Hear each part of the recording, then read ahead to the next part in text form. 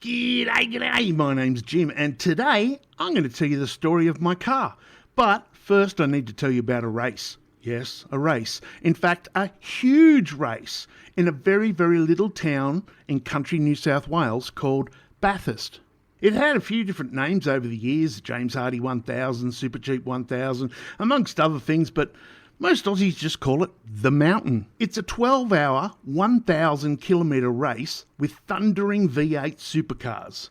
In the old days, these were actually real cars, not like racing cars with a plastic shell over the top like they are today. You could walk into any car dealer and buy the exact same car just without a roll cage. Every year, the whole of Australia is glued to their TVs to watch Holden versus Ford on the mountain. At the time, Holden and Ford were made right here in Australia. And when you talk about Bathurst in the 70s and 80s, there's two names that are sure to come up. There's Peter Brock and Dick Johnson. Dickie Johnson drove a Ford Falcon and Brocky drove for Holden. Brocky is my hero. He was crowned king of that mountain 9 times. He also won the Sandown 500 9 times. He also even won the Bathurst 24-hour. The reason I'm telling you this is, you see, 50 years ago, there was only 2 types of families in Australia as far as I was concerned. You have Ford families and Holden families. My best mate in school, his dad owned a Ford XD. That was the same car that Dickie Johnson won Bathurst with in 1981. But our family was a Holden family. My mum owned a 2-door LJ Tirana, and that's the exact same car that Brocky won Bathurst with in 1973. And my best mate owns that exact car today. Shouts out, Herb. My dad owned a 5-litre VC Commodore, the same as what Brocky won Bathurst in 1980. And then there's my car, a VH Commodore, the exact same car that Brocky won Bathurst in 1983. You might be getting the point here. For some reason, there's a slight correlation between what cars our families owned and what and who won what races at Bathurst at what time. Tragically, on the 8th of September 2006, Brocky was killed in a car crash, doing a Targa in Western Australia, actually driving an American car. So there you go. He should have stuck with Australian cars, that's for bloody sure. To me and thousands of others, he was the best Australian race car driver that had ever lived. So then I decided to work on my car. I spent 10 years doing it up. Eventually I chucked it in some car shows and amazingly I won 4 first place trophies, to my real surprise, trust me, because I had never won any trophy or any prize for anything ever before in my life. But then April Fool's Day came on 2017. Thousands of people up and down the New South Wales coastline got hit with more rain in one day than they'd ever gotten before in over 45 years. The local river rose 14 metres in under 24 hours. By the time it was over, my 4-time trophy-winning show car was under 8 feet of water, mud and raw sewerage. When the water had subsided, we drained and flushed the motor out with diesel, but it was too late. I had to take it to my mate's shop where it sat for 2 years while I was getting the motor rebuilt, mainly because I didn't have the money to throw at it straight away. Because it also needed a new alternator, a new starter motor, a new carburetor, a new battery. In fact, it'd be quicker to tell you the things that it didn't need. It needed everything on that motor that hanged off the motor, was anywhere near the motor. It was pretty bloody tragic, and if I didn't laugh, I'd cry. So finally, after 2 years, she's back home with a running motor. So now the long process starts.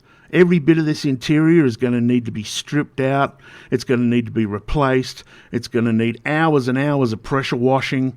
I have to replace almost all the wiring, all the switches.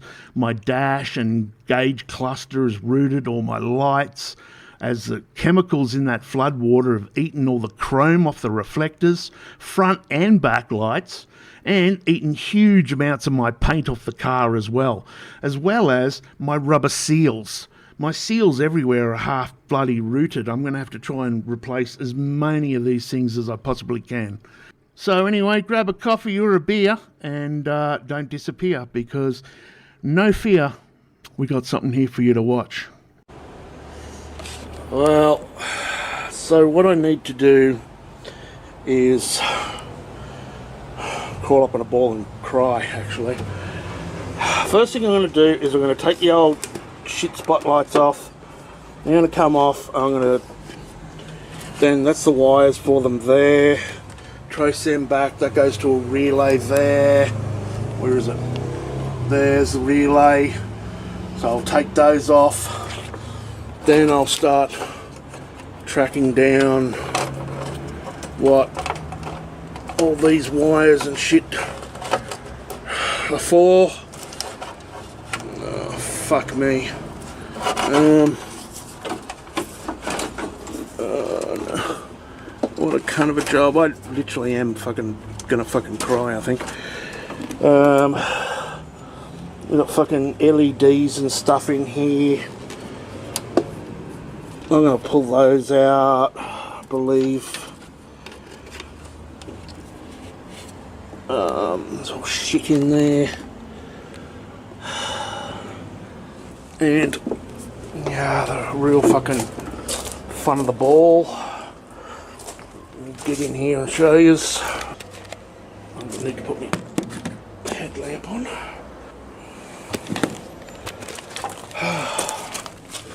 Look at this for a clusterfuck. So not good. Most of these have all been cut. More there that are all cut. Just absolute fucking nightmare. All these fuses are probably all old and shit. They're probably gonna need all. I'm thinking of replacing the fucking fuse box in there, actually, because she's just fucking butchered. Yeah, the rest of the car needs yeah, slight fucking clean up, eh? And it's actually in good condition compared to fucking what it was a couple of years ago when I first went under. Oh dear, at least fucking we saved the roof lining, because the roof lining, it didn't actually touch the water because it had an air bubble in there. So I'm thinking of pulling out the console, the cluster, and putting in a custom cluster instead. I don't know. So that's what we're doing anyway. Day one, crawl up into a ball and cry.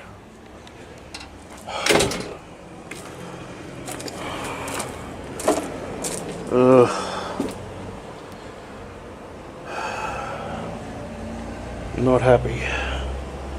Oh well. What can you do? What can you do? Just fucking a day at a time and just try and clean all this shit up. That's about it. Look at all this. I don't even know where fucking half of this shit is even supposed to go.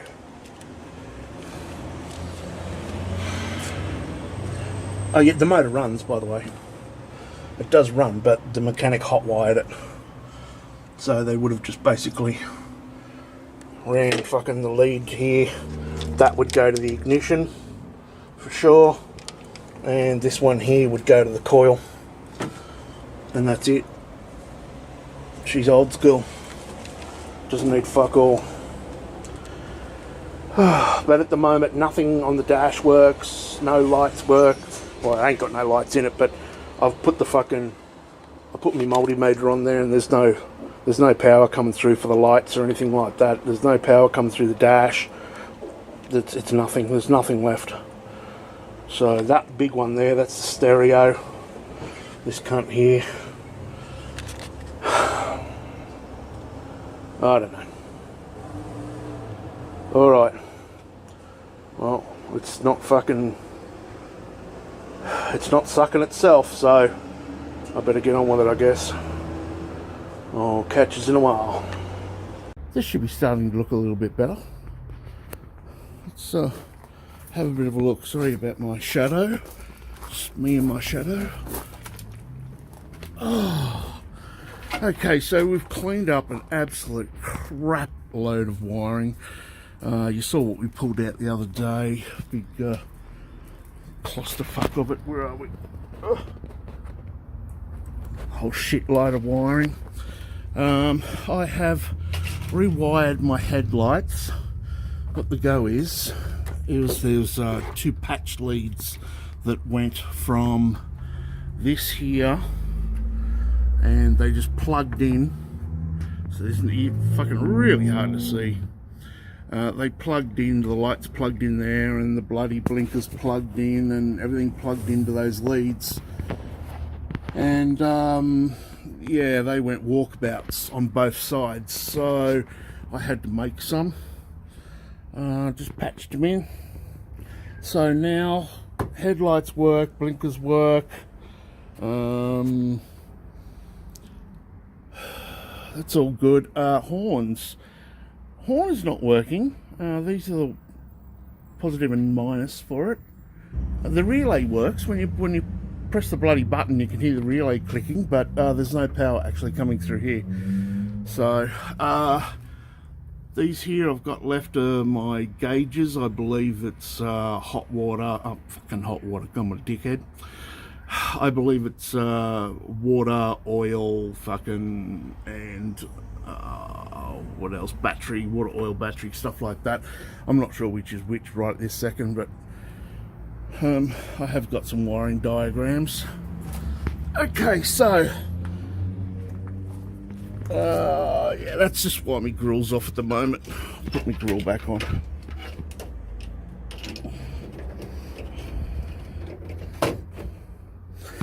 So the horns that come off it were pretty crap. They were almost bloody dead.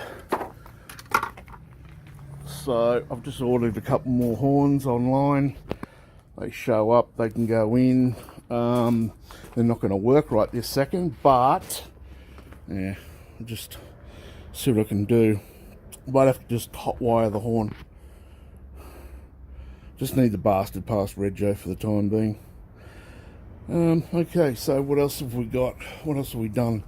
I need to reset this.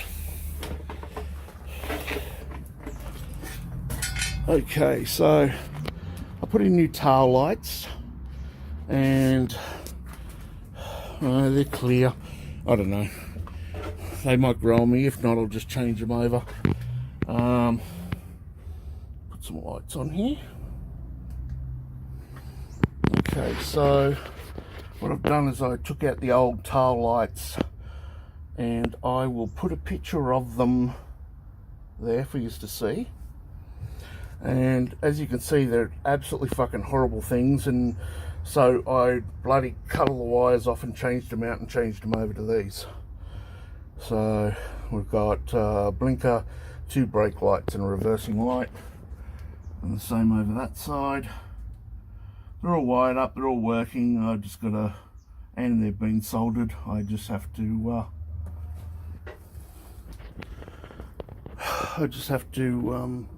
put some insulation on them, but they're all working fine. All the shit in my boot, but besides that, it's all cleaned out, it's all emptied, it's all nice. I was thinking about putting some dyno matting on here, and yeah, it needs a couple of plugs. Okay, just checking. Right, put this over there, try and keep the dust and shit and the neighbour's fucking cat walking on the bastard.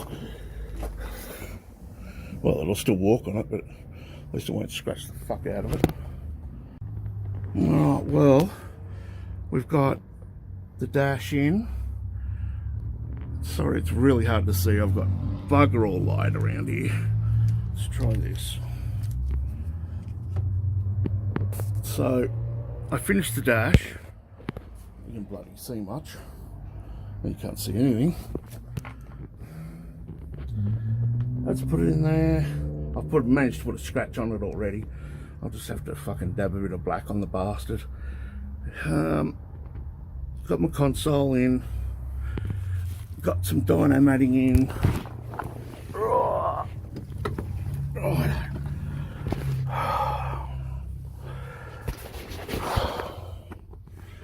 Okay, so at the moment we've just got one gauge, and this gauge has got the bloody high beam, low beam blinkers on it. It's got my rev counter and shit like that. Not really that incredibly interesting right this moment, but so all my wires, I've done a stupid thing. I wired it all up and everything, and I forgot to take the stupid thing off the back here. So this is a GPS speedo, so just going to run up to that thing there, so I don't have to hook it up to the gearbox or anything like that.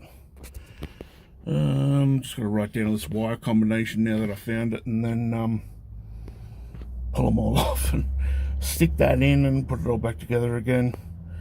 Can you hear that?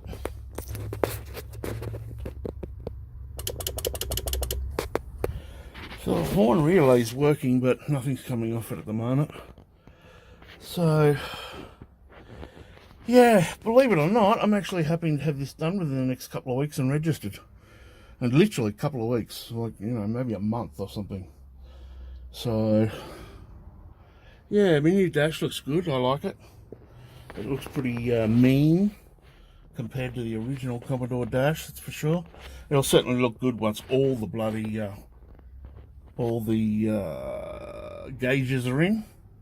I'm gonna get a full gauge set, obviously. Yeah, so that's about it. That's about where we're up to at the moment. I think I gave myself till Christmas to get this done, and I reckon I'll actually have it done by next month. The only thing I'm going to do is undo that, stick it in there. I have a dwell switch that I have to stick onto here, and I'm hoping it all works properly, and if that does, Jesus, it's pretty much done. I just got to put the seats in. One of my seats, I think, is absolutely completely fucking destroyed, so I don't know. I'm just going to put the seats in, and I'm not even putting any carpet in for the time being. I'm going through Rego as is. And, well, fuck it, I'll put the door cards on, put the window wipers on, you know, shit like that. Yeah, I'm not bothered doing fuck all to this thing until it goes through Rego, and then after it's registered, then I'll start putting bits and pieces on it here and there, what I need. Because, yeah, last time it was off the road for too long. It got bloody done in a flood, so I don't want that to happen again. So get it up, get it registered. Plus I want to drive it. I haven't driven the cunt for 5 years, so yeah. So let's get it up, let's get it done. And yeah, that's it. All right, well, that's part 6. Part 7, this will be in there, and with a bit of luck I might even have a seat or two in, we'll see, don't know. And that's about it. I know it looks like a fucking heap of shit right at this moment, but there's actually really not much left done to do. I've got I've got all the rear lights working, I've got all the front lights working.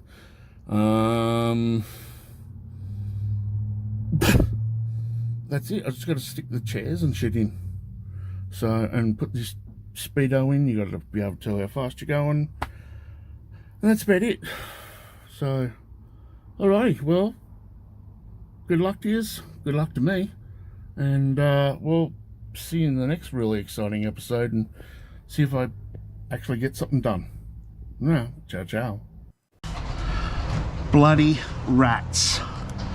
I fucking hate them. Dirty bastards.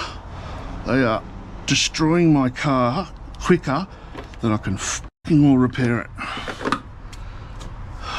So, this is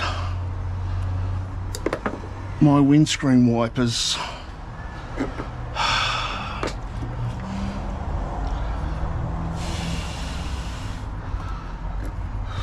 And they've chewed the absolute fuck out of them. Oh, I can even smell it. Stinking bastards. I'm going to be bringing some bait down,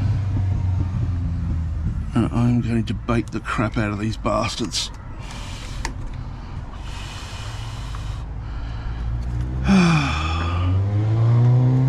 Meantime, try and repair this.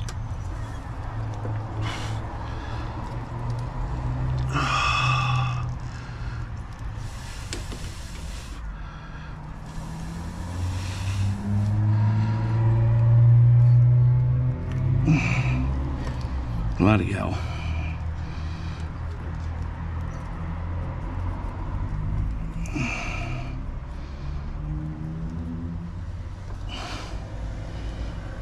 I'm just sort of like twisting the wires back up a bit to start. As I said, I'm just getting this thing back on the bloody road. I am not fucking root-arsing around, replacing every part here, there and everything unless it absolutely has to. So right at this second, I am just going to re-insulate these and see if my friggin' windscreen wipers now work. As I was trying to figure out why my wipers didn't work, I was thinking, well, it's probably blown the motor. You know, the wiper motor might be fucked.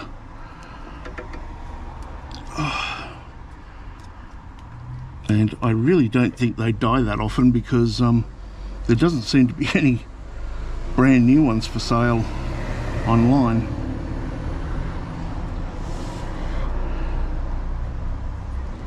You know, like aftermarket. Fucking hell.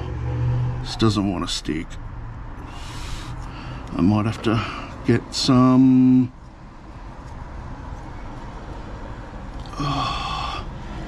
might have to get some hot snot down here.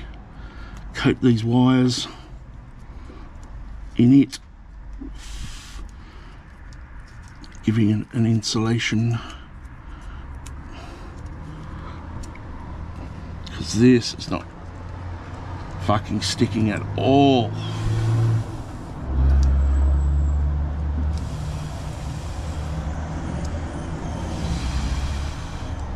And it's pretty decent tape. It's Nitto.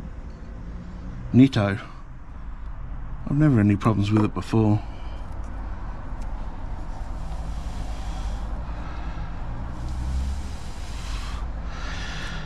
Oh dear. I'll be glad when this bloody thing gets back on the road. Tell ya, it's been 5 years. How time flies. Holy shit. Right. How's that? We got one redone. Let's do this one here. Twist the wires up.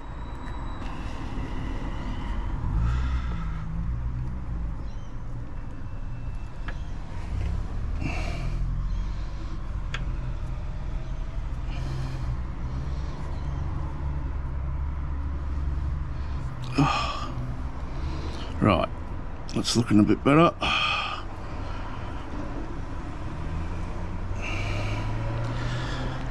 Yeah, what happened was I had this thing in here on fucking car stands. I was in the middle of changing over the brakes to big brakes off a VT. I had a VT station wagon out the front, like just in the front yard. And so I was about to start taking all the brakes off the VT and putting them on this one. And then we had a fucking tropical cyclone come in, and for the first time in like 15 years or something, we had a bloody major flood. A flood big enough to come over the flood levee, which then took out this car and all my workshop and shit like that. And I don't know what the fuck's happened, but they put through, this is what they reckon anyway, right? They reckon because of the new highway they put through, and they didn't fucking they didn't manage the new highway properly across the floodplains, and all the water that was supposed to leave last year during a fucking major goddamn downfall just didn't leave. They got stuck, and everyone got absolutely smashed. 2 meters taller than the flood has ever been. And it's pretty amazing, really, because when I first bought this house in 97 or something, 97? 2007. 97, I can't remember now. We hadn't had a big flood for fucking 20 years. And then all of a sudden, well, not all of a sudden, well, another 20 years later, basically, 2007. We had the big storm in 2017, and then again last year. So, I'm going to do my best to get the smeg out of here, but it's a bit hard. We're hoping the government's going to buy the house off us because it's fucked. So, alright, well, that's wrapped up. What do we got here? There's another one here that's got a missing a bit of bark on it, so I might put a bit over that one as well while I'm here, and we'll plug it back in and we'll see if there's any chance my windscreen wipers will work. I may need to check the fuses, but if they work, I'll be very happy, because that's another thing off the checklist.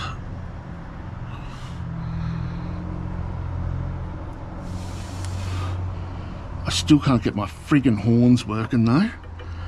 I don't know what the fuck's going on. I can hear the relay clicking, but I just can't get it.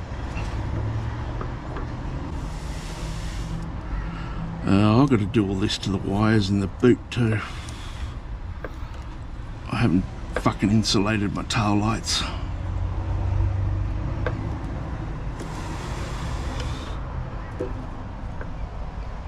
Alright. Okay. Let's see how we go there.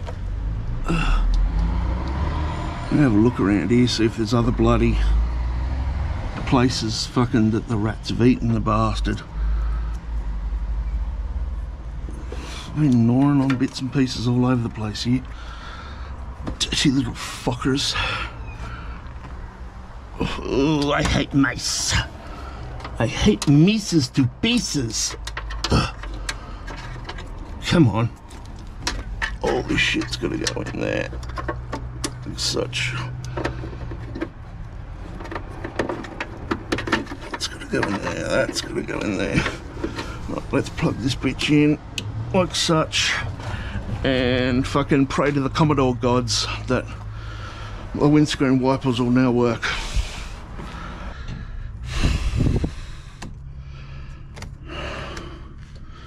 Nothing. That works. No windscreen wipers.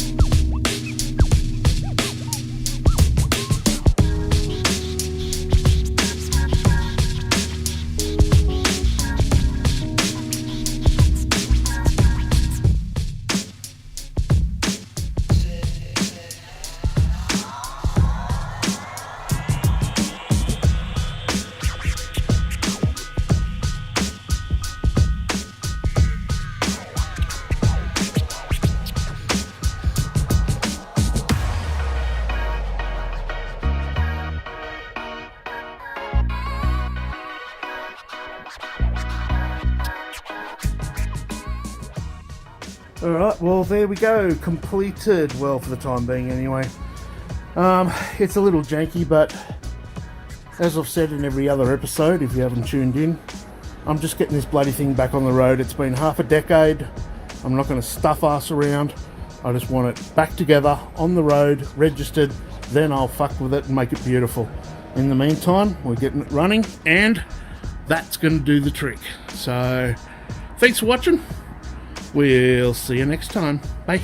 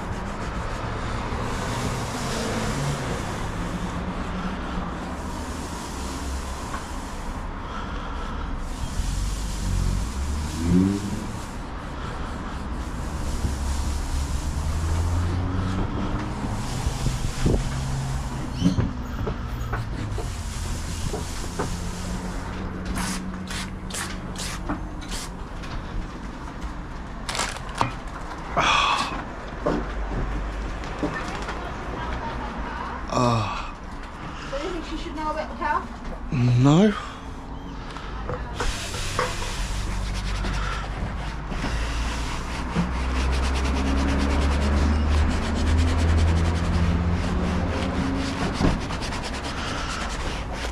I don't know what the fuck's going on here. Did you read the instructions? Yeah. What did it say to do? Spray it on. Give it a rub. Yeah, you need to spray the whole thing, spread it with the sponge, and then let it sit.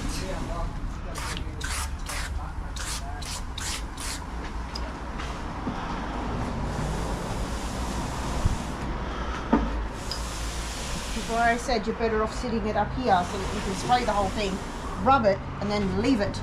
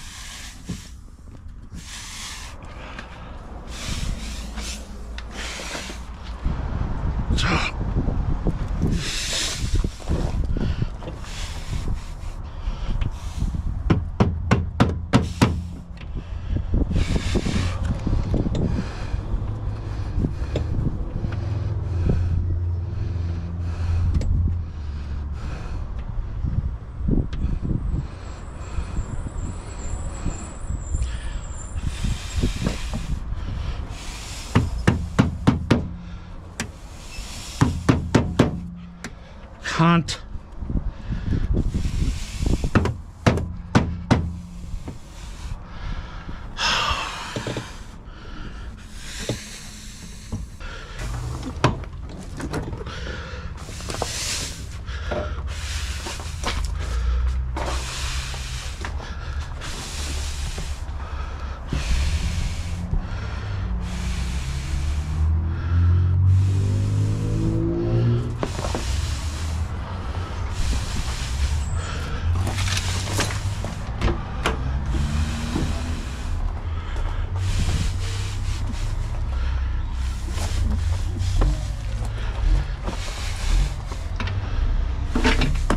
Hunt.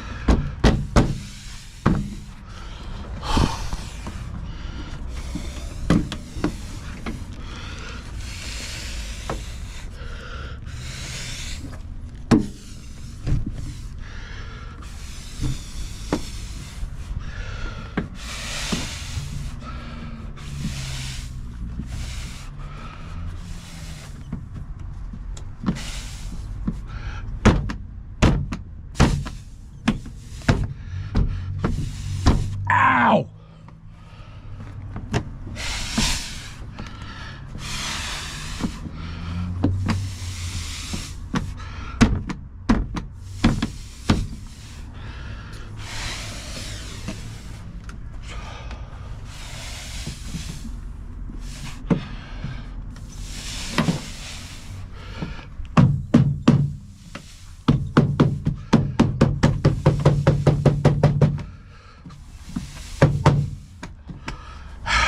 Little cunts. Little clips are no good. Pain in the fucking ass. Right, I've got to try and buy some clips. G'day and welcome. My name's Jim and today we're going to be doing a little bit of wiring. So I am going to try and get the rest of this wired up, which is going to really suck. And you're not going to be able to see it all. Oh God, look at this. Yeah, gotta love it. Ingham chicken love it. Right, first thing I want to do is root around with my fuel gauge, because I did for some yeah, so what happens is if you turn the ignition on, the fuel gauge goes on, it works, and then you start the car and it goes to 0. I have no idea why, but we're gonna have a look and see if we can figure it out. Now, what are we doing here? What a fucking clusterfuck. Yeah. Very uncomfortable doing this here too, like this.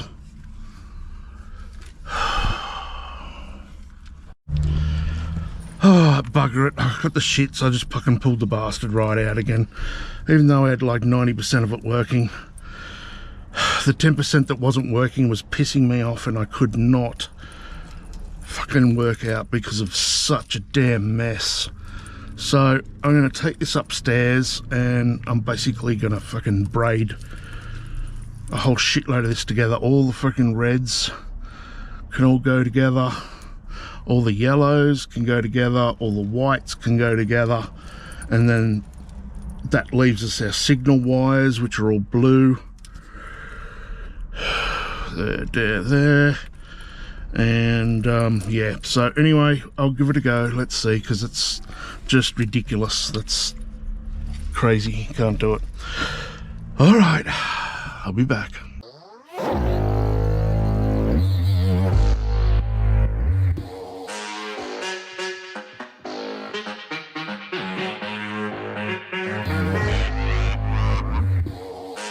That sounds like a shit saxophone setting.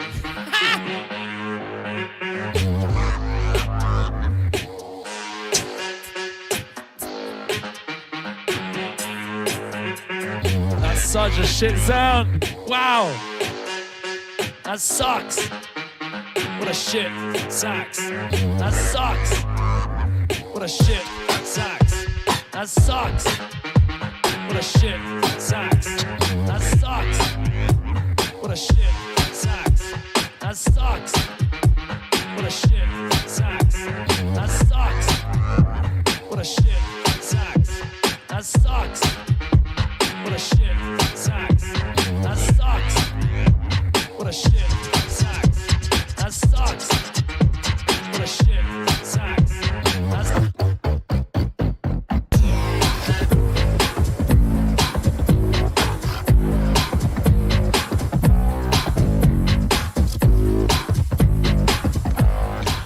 Okay, so this is looking a lot better now. What we've got here is, let's start from the scratch, shall we? So we've got all our positives together, we've got all our negatives together, we've got all our control wires together, we've got our backlights all put together, and these are our sensor wires that go to whichever the fragment is on my car. We got high beam and left and right blinker. Done. Isn't that a hell of a lot better than what it was? Because yeah, that was friggin' shite before. So alright, I'm going to continue on. I wasn't going to put plugs on them, but I think I will actually. I'll just put a plug on each one. Bang, bang, bang, bang, bang. And yeah, done. Alright, back in a bit. Okay, well, I think that's done. We've just put our little connection on there. That is so much better than what it was before. I had it like it was before because I'd had no idea what wire was what and all that kind of shit. So anyway, it's fine, it's sorted now. And there's our senders. High beam, left, right. Done. Okay, let's go plug some of this in and see how we go. It's just finding out which goes for these. Where do these go? Woohoo! Magic. Wiring sends me nuts.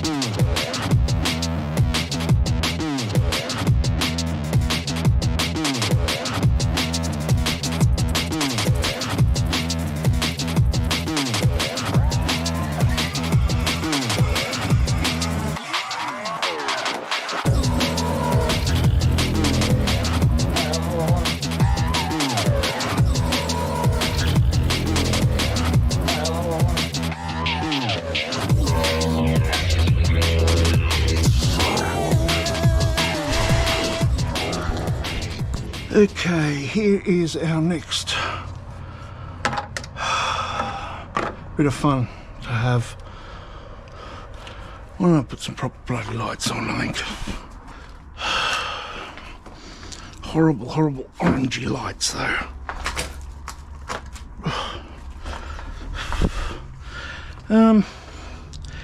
Yeah, now I've got to try and figure out what colour all these fucking wires are.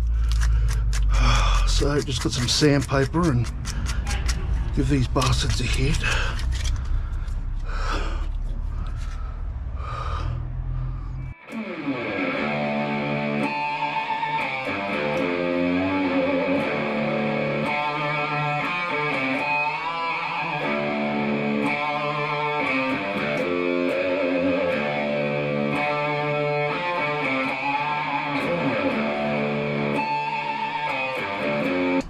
Well, this is fun.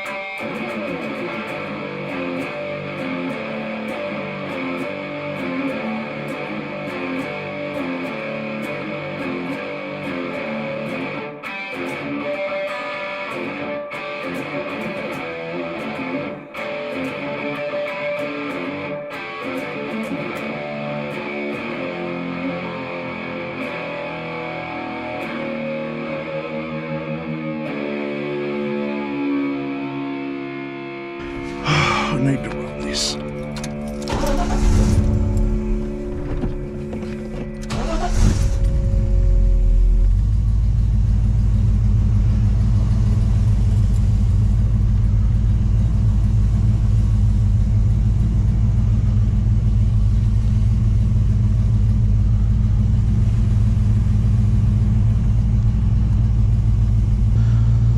So I've managed to figure out the lights. I've got the power on the right circuit now, or I've figured out the right circuit for it, and I've got the temperature gauge going. So that leaves the oil gauge and a little bit of other stuffing around. So alright, well that'll do for the day. I am absolutely rooted. Yeah, I'll be good. Stay safe, and I'll see you tomorrow. Ciao, ciao.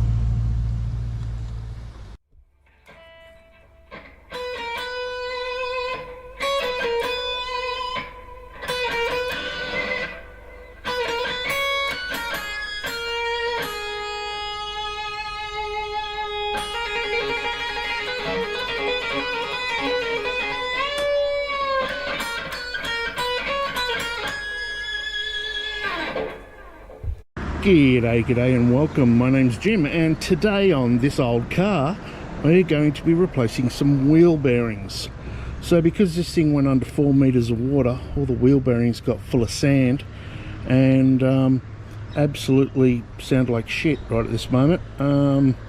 So we're going to attempt on cleaning it all out and fixing it all up, making it all brand new. So we're going to pull these bloody axles out of this thing and press the bearings off, press some new ones on, and put it all back together. Hopefully. Let's see if it all goes to plan, shall we? So join us while we see what's left. So just about to take off the wheel, do the rest. This seal has totally let go. There's just oil everywhere, all up and down.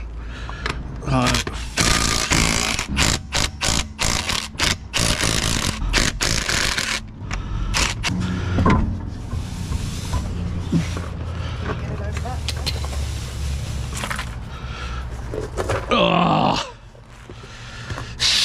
my god. Right, okay, I see them. Fuck, I wish this thing was higher off the ground.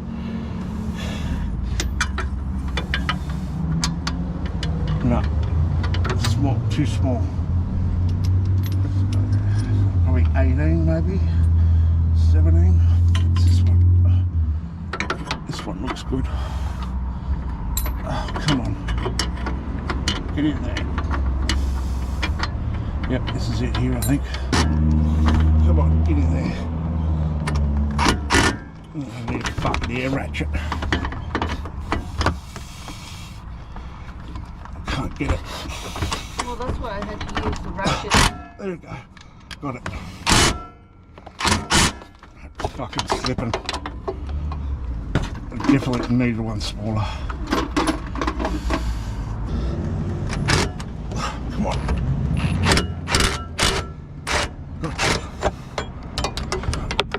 There you go. There's one.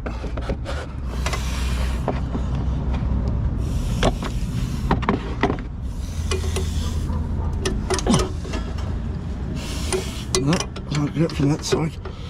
Not this side. No. Shorter extension, maybe? I don't know. All right.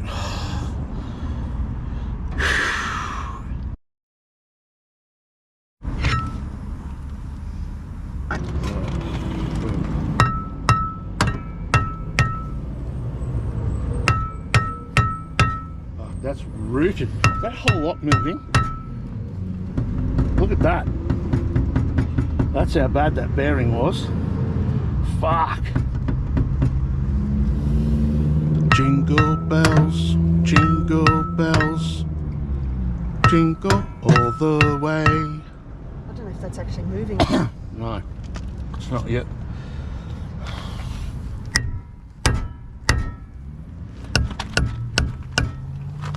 Need a bigger hammer. Right, after like an hour of bashing this thing. You need to hit it again, or is it coming off? Oh, yeah, gonna have to bash it again. Yep. Hang on. Right there. Yep, beautiful. There we go. Well, that handbrake wasn't going to work in a hurry, neither was the brakes, I don't think.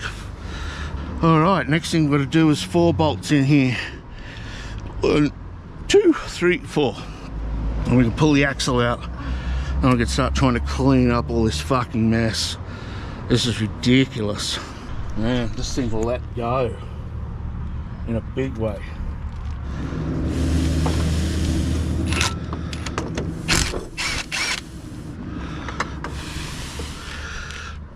Just got to pull your handbrake out a little bit, like that. Give you some space. Rattle him off.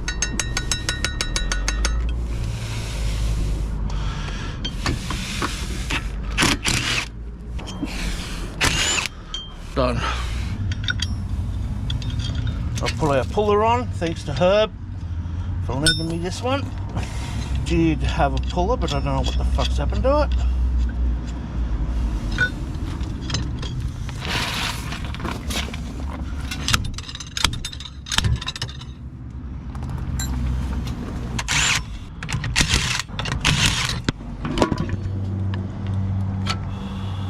So this is a pain in the ass. What she's got to do here is open these handbrake shoes so this bloody plate can fit out.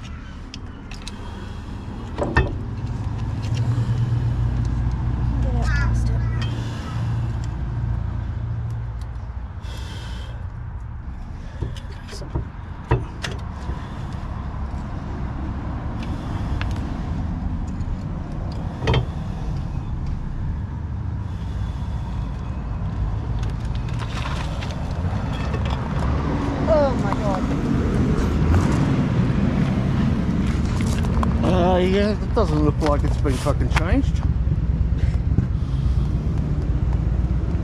It is. Do you want to bring the camera a little closer? Can you see the dirt in it? That's sand. I can feel it under my fingers. Just look at that. Right, for me to... I think so. Yep. There we go. I don't think I can get in there.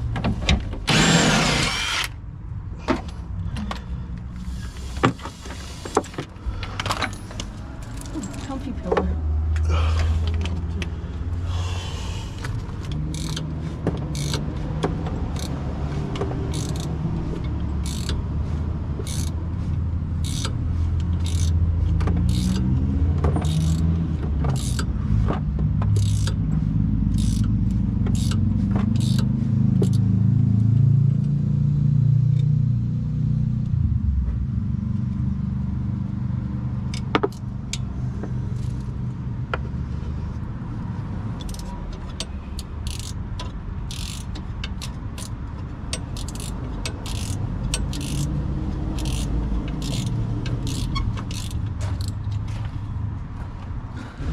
So last night I attacked this with some degreaser and just sprayed it everywhere. I washed out all the axles, washed out all the diff, and just basically sprayed it everywhere where I could see some oil under the car and on the car and around the car. So yeah, it's looking a lot better for sure.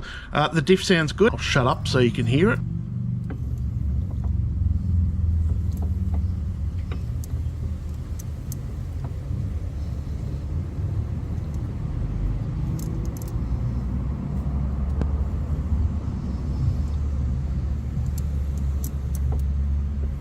I was a little bit worried that it was going to be full of sand and shit, but no, it's okay. Bearings sound good in it. It's not making any noise.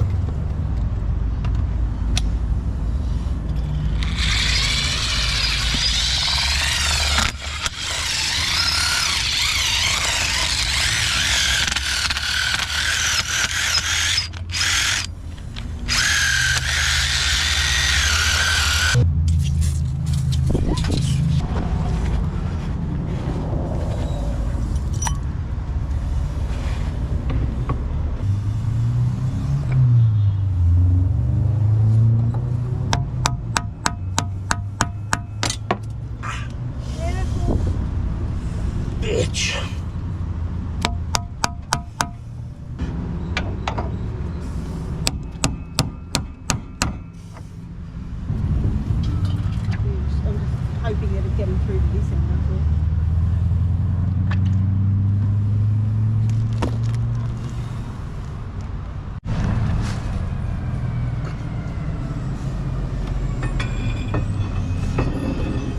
Gentle with the spline.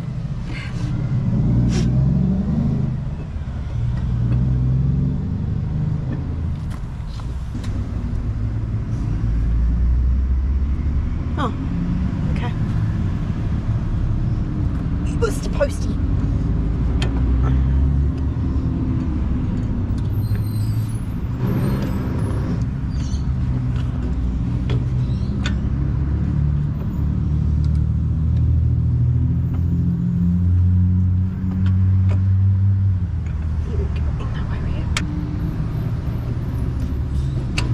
Gotcha.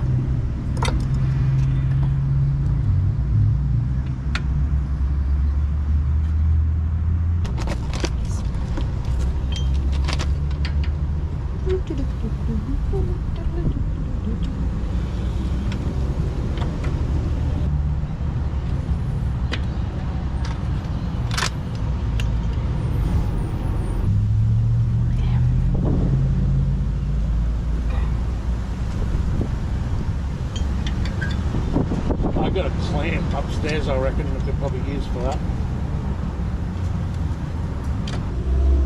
Okay. Every other YouTuber has a sexy girlfriend who does things. I'm covered in grease. It's lovely. So I don't know, put it on 2, I guess, to start with. 2? Yeah.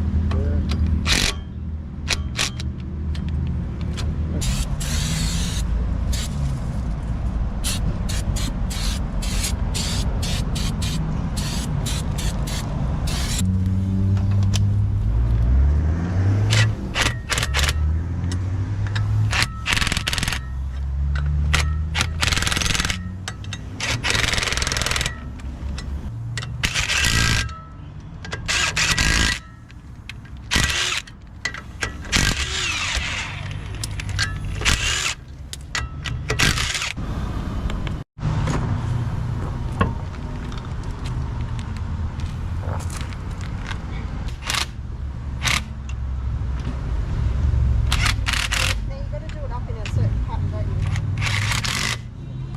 Pardon? Like this, a start pattern.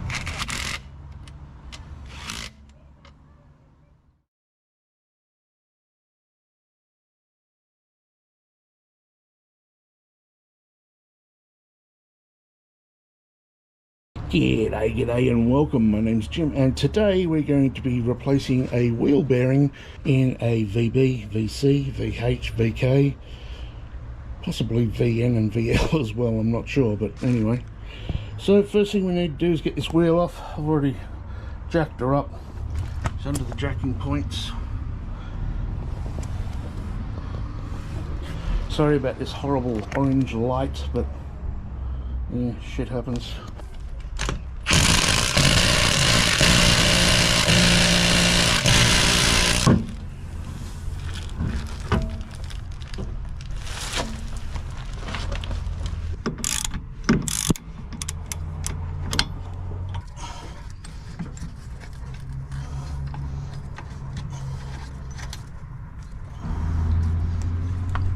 The next thing we've got to do here is take these 2 bolts off on the back of the caliper. Don't lose them.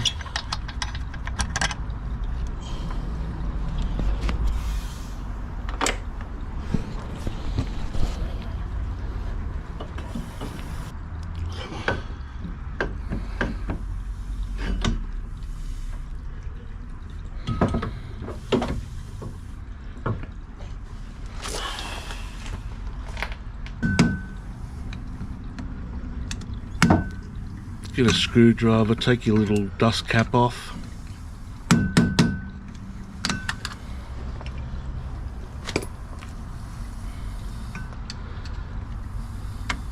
Straighten out your split pin.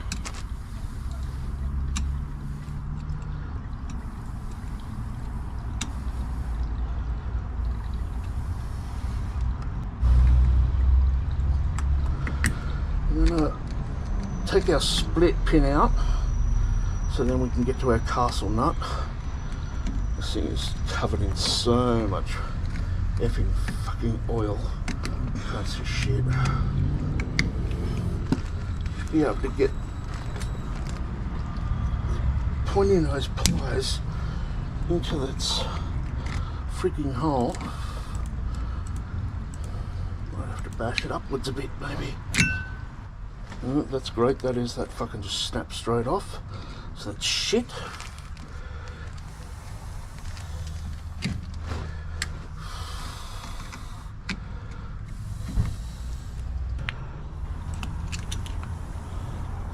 Oh, finally got that piece of crap out. Take off our castle nut.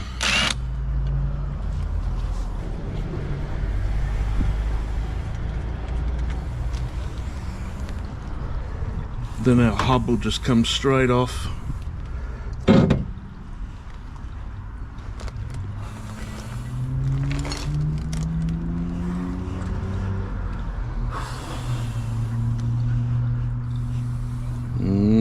Yum. Mechanic's breakfast.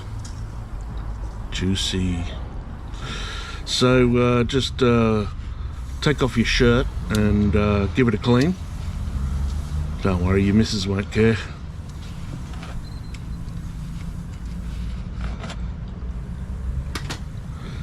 You take off your bearing.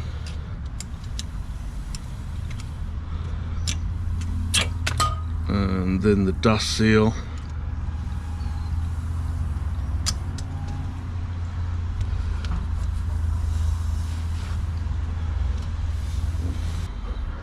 Right, so we're going to get a socket and put him down in there so he sits just on the inside of that race. No, that one's too big. But this one, yep, that one's absolutely perfect. Where's me hammer? Hammer time. Right.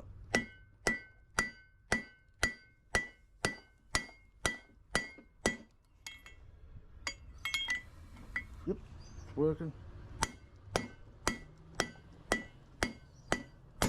There you go, one race out. That's in there. Now, got to get the other race out, which is harder. Got to use the pin, punch pin, to get him out. Get him down onto that lip down in there, and try and knock the bitch out. So, I need to use a pin, like this, or a punch, you should call it. And that goes down on the inside of that. You can't see it, I'm sorry. There's a tiny little friggin' lip in there. Let's see if I can get some more light in there. I didn't bring down my other torch. So, see that second lip down there? Exactly where this thing is sitting on.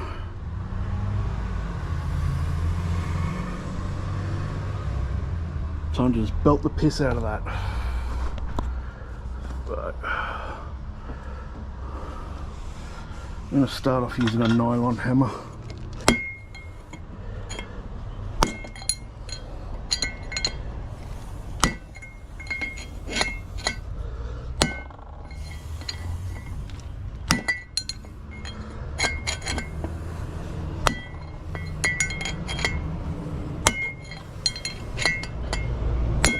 That's it, out. Simple as that. Wasn't very hard at all. I even used a nylon hammer to do it. And there's the race. Right, now I'm going to spend about 2 hours cleaning the shit out of this thing. So I'll be back. So if you get confused when you're doing this about which way these things go, right, the race, which is that bit, always goes in first. So you always belt your race in like that, right? And then that goes in on top that way. So let's put a little bit of grease on this and see if we can't belt it in. It's a little bit of grease in there like that. This fella goes in there with the conical side out. Do not punch that in the wrong way or you will never ever ever get the cunt back out. You'll be buying a new hub.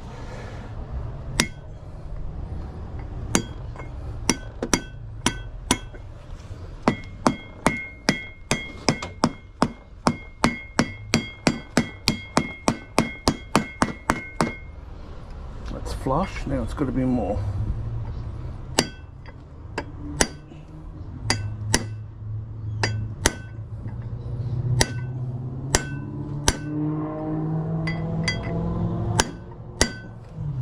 Right, that's seated, you can feel it go boom, and you can hear the sound difference as well. So you clean all the shit out of it again. Always clean, clean, clean, clean, clean as you go. So fun. It's that one in. Turn it around. And put the back one in now.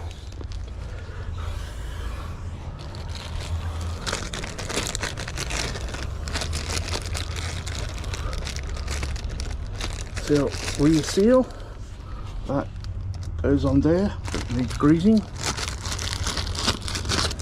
This guy out.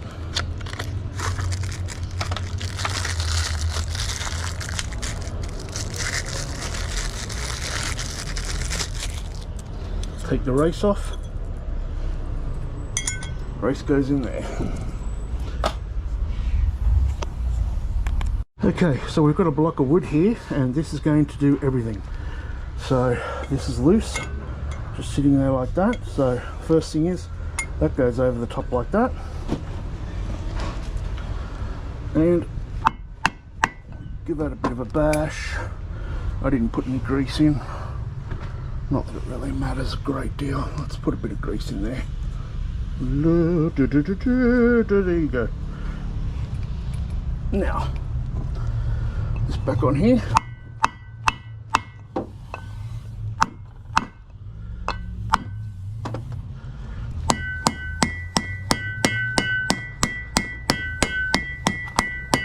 Using a nylon hammer, by the way. Right, now this guy gets sat straight in here like this. Bolt the piss out of it like that.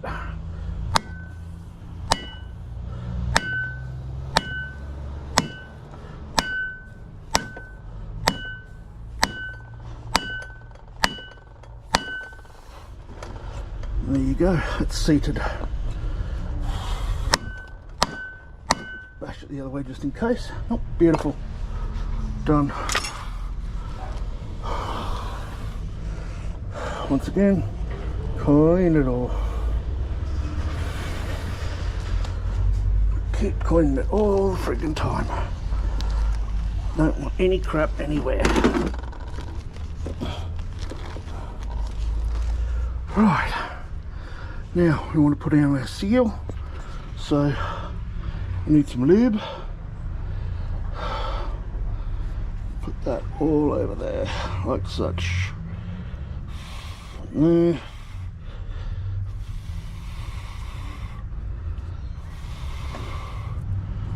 There.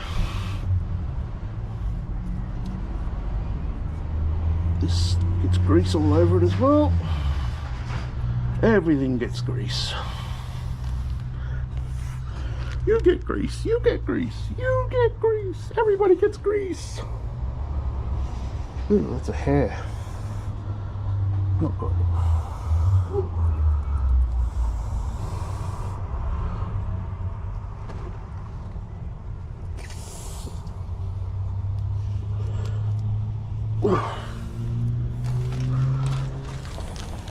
Alright. Now I'm going to pack these bearings. Fun.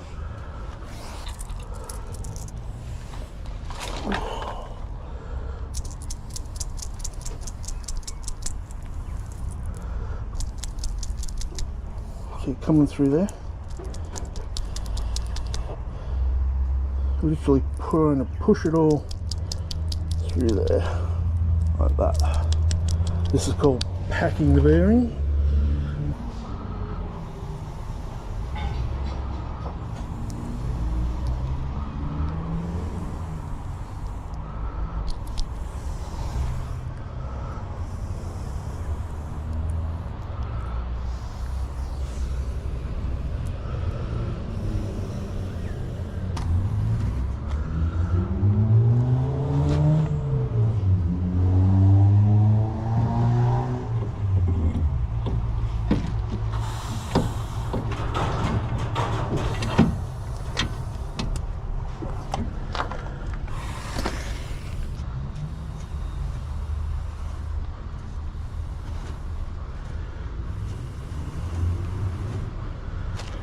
So we're going to do this up tight,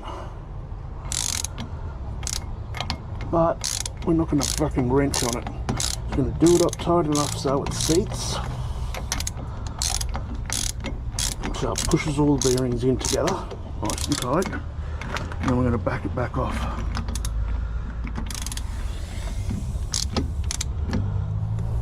Right, there we go, that's like tightish. And this one, we're now just going to back it off a quarter of a turn. Alright. That ain't coming out in a hurry. Right, now we just got to clean up all our brakes and shit. And put our brake caliper back on and our wheel.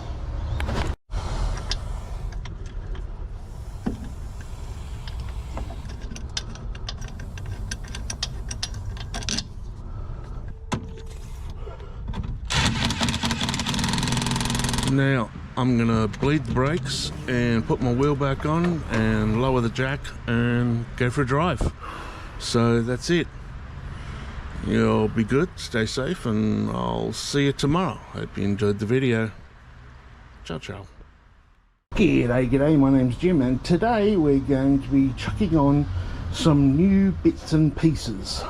Some well-deserved new bits and pieces, actually. The old girl needs it. Right.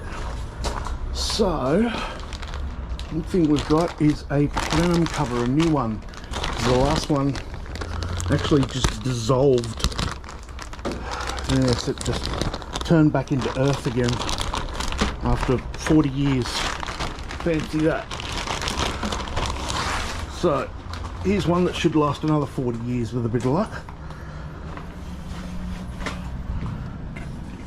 So, this just gets gently pushed on here.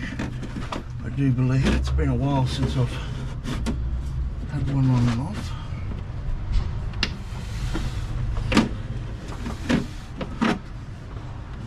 Only fits in one place.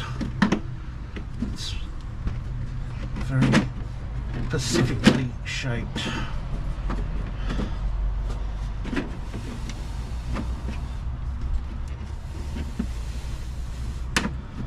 Like such. And the back side.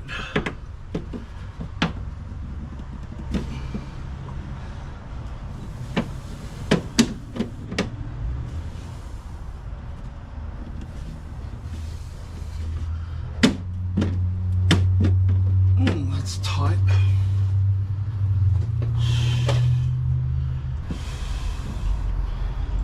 I think this is being a pain in the ass because it's aftermarket. Although I don't think the original's actually bloody fitted on much better either.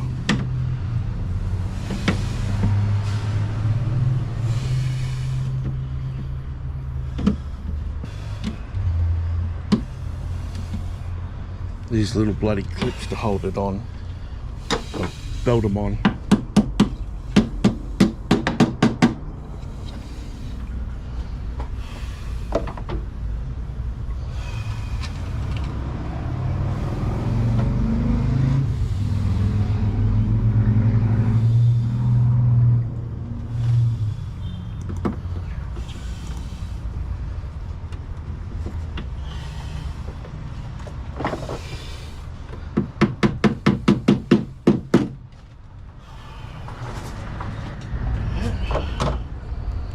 Okay, half done. So friggin' hot.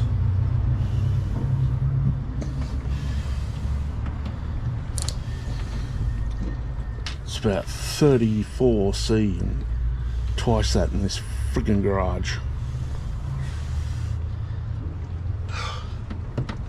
Excuse my huffing and puffing.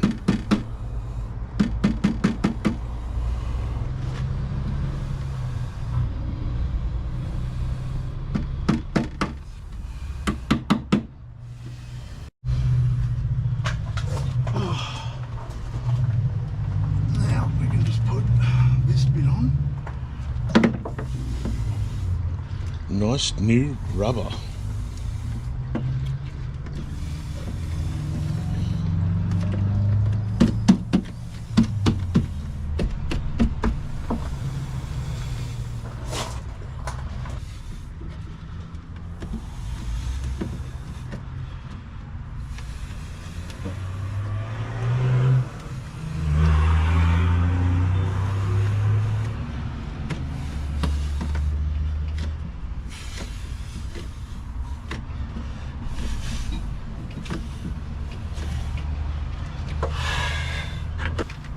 Holy crap, that was hard. I didn't think just putting a bloody rubber on a firewall would be so friggin' difficult. Now we have some bonnet vents.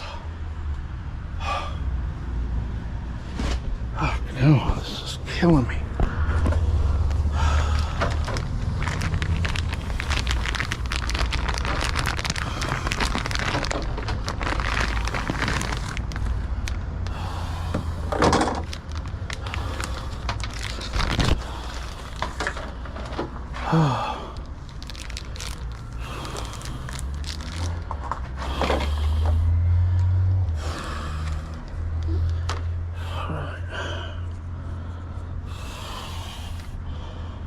Yeah, that way.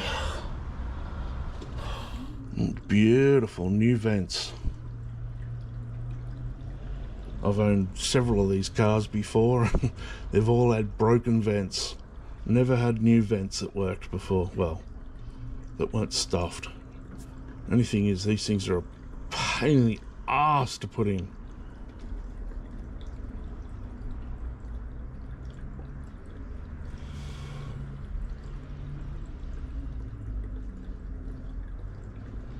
It's a little bloody lip thing here it's got to go under. It's fucking such a pain in the arse.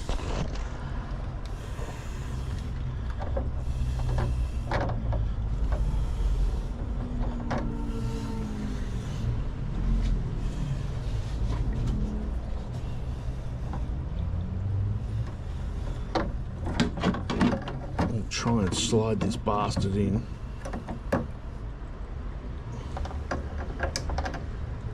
No.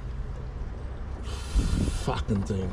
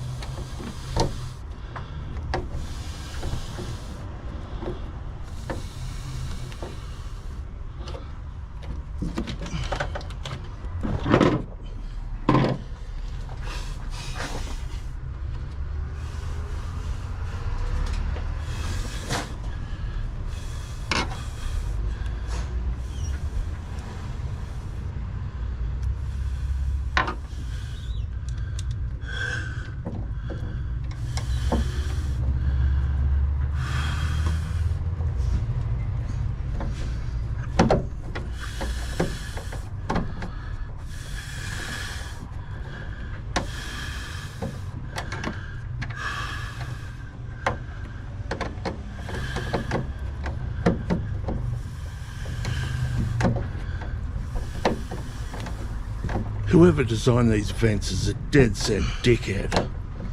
Christ, this is a pain in the arse.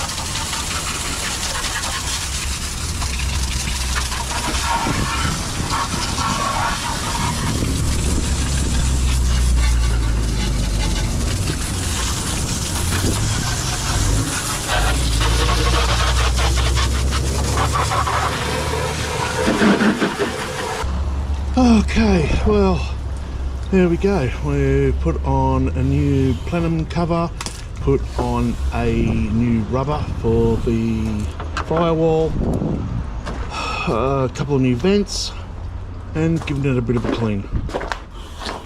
Not bad for one afternoon. Alright, well, thanks for watching. You'll be good. Stay safe, and I'll see you tomorrow. Ciao, ciao. G'day, my name's Jim, and today I just wanted to give you a heads up about some LEDs I came across. That could cost you a hell of a lot more than a few bucks. So here we go. Here is a normal incandescent bulb out of my car, my old car. It is a BAY 15D, and I do believe that stands for double, which is for the double filament that's inside. And if I put... let me see if I can get this so you can see everything.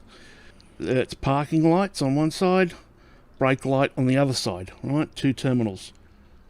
One is very much brighter than the other. Parking light, brake light. Here is one I got off eBay and put in my car, and that's one side, that's the other side. One side, that side. They're basically identical. And not very bright at that either, as you can see. So I had these in my car, and I had the lights on, and my mate come running up and he said, "You got no fucking brake lights?" And I went, "What?" And that's why, because each side is identical brightness to the other side. So that's about it, really. I just wanted to give you a big heads up about that, because you chuck that in your car and somebody will run up your ass, and you'll be responsible for it. So anyway, there you go. Quick tip of the day. Check to see if your bloody LEDs are manufactured properly. Assholes. Alright, you'll be good. Stay safe. I'll see you tomorrow. Ciao, ciao.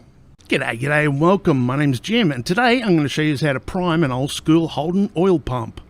So this is a General Motors Holden 308 high volume oil pump. Whether you have a red, blue or black 253 or 308, if you replace your oil pump, you need to pack it with Vaso, grease or assembly lube. Otherwise you can crank this thing from arsehole to breakfast time and it's not going to suck any oil. Now you can leave it together and just shove Vaso into the inlet hole like I'm doing here, wind it on a little bit and suck it in.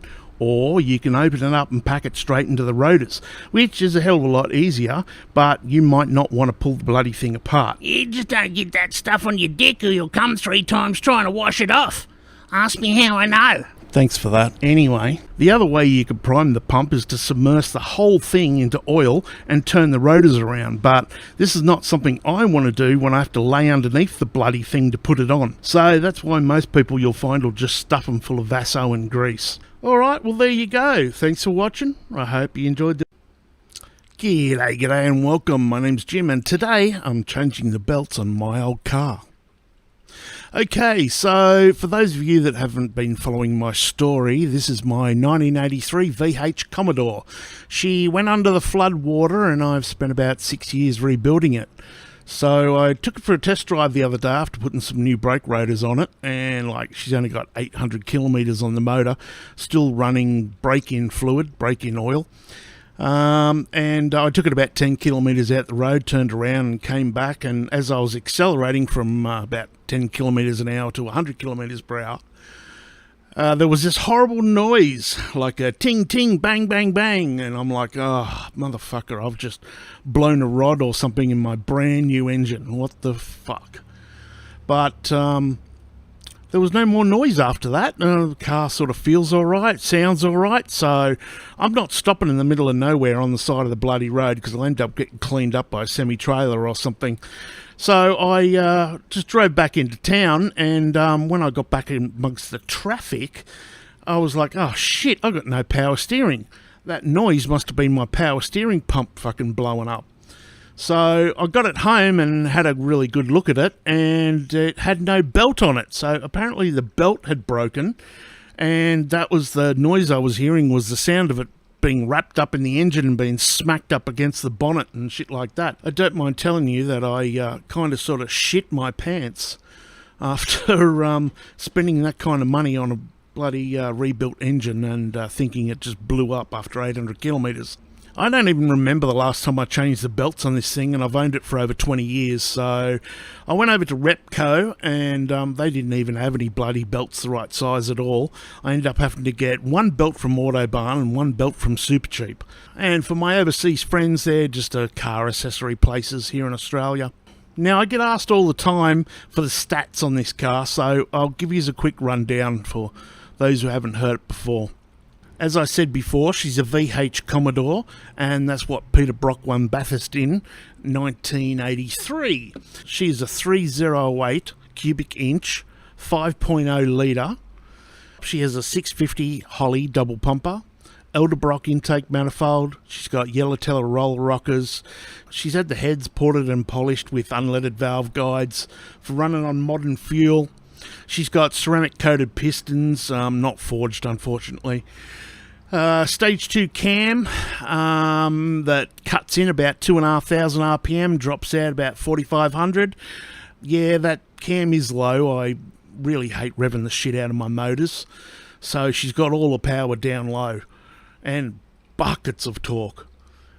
Now, for all of you yelling at your screen, man, that thing will do 7,000 RPM. Yeah, no thanks. This thing will light up 4 out of 5 gears at 3,000 RPM, so that's sort of the way I like it. Jeremy Clarkson once said about Holdens, "You big, fat, lazy Aussie bastard," followed by "I love it." And that sort of sums up Australian cars, I think, Australian V8s anyway. She's got extractors into a 3-inch straight flow all the way to the back. She has a Supra 5-speed manual gearbox, 4-wheel disc brakes, sport suspension. I want to put coilovers in it when I can. She's running on 17 alloys at the moment. She's got a 9.5-inch Salisbury with a 3.08 diff center. She weighs 1.2 tonnes, puts out about 350 odd horsepower. Haven't had it on the dyno yet, but that's what the engine is supposed to flow to. She's got no computers, she's got no active suspension, no anti-lock brakes, no yaw control, no electric windows, no air conditioning, no heaters. The only thing that it's got is power steering and electronic ignition, which basically means it's a standard Dizzy without points. And saying all that, she goes like a scolded cat. Oh, mate, it's very nice to drive. It's like a go-kart, really. Go-kart with a V8 engine is what it's like.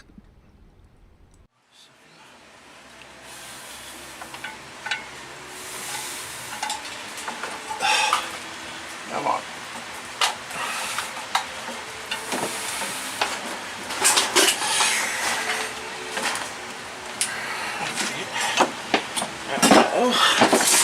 Close.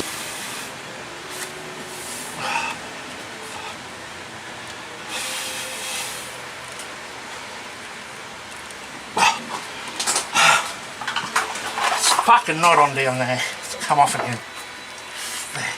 Is it in your side? Yes, it is right now. Right, there it goes.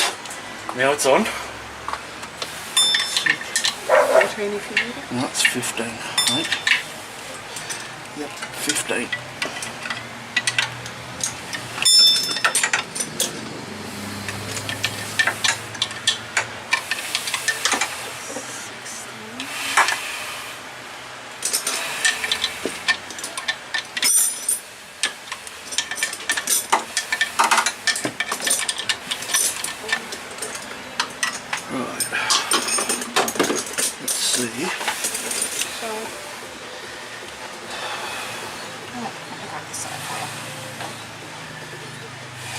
So on the thing on this side.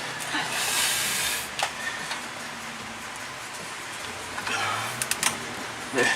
Is that in the groove on that side? Yep, I believe so.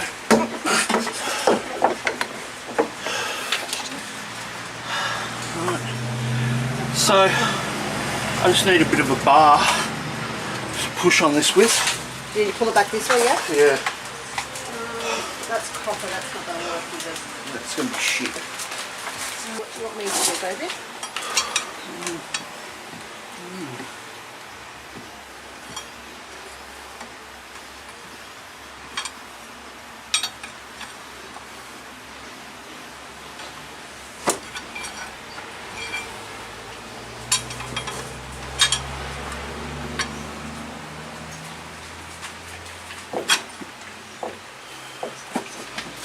her. Now, Yep, you tell me what you want me to do. Do you want me to hold the bar while you... yes, please. Oh, hang, look, if I can just fucking get this so it's tight. Wrong fucking way.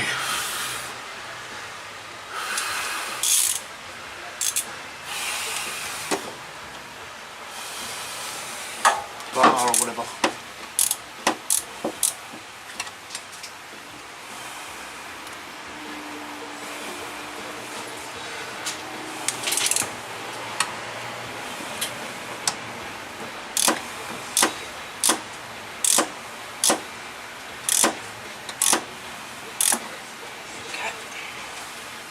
So, Here, I'll do it now.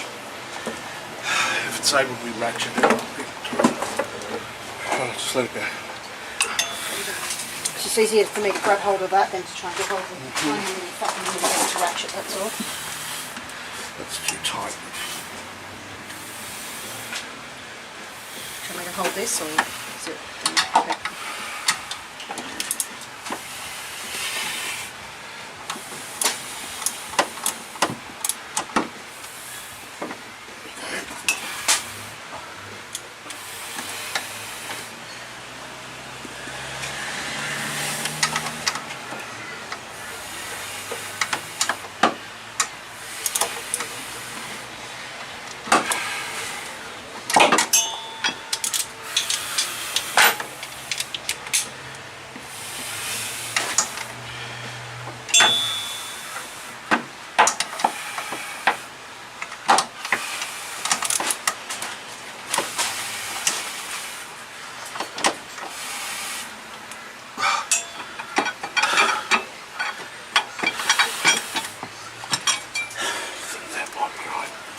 Press the button on top again, is that how we stop it?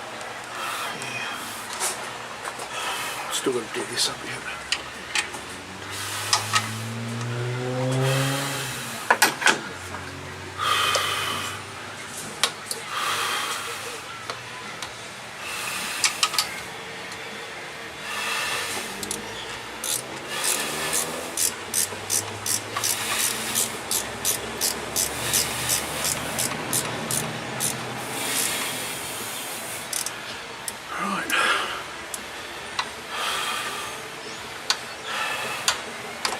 Now the other one, I've dropped a fucking spanner down there too.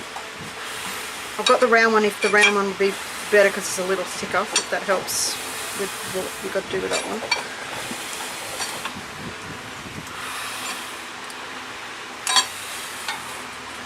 It's already pretty fucking tight actually.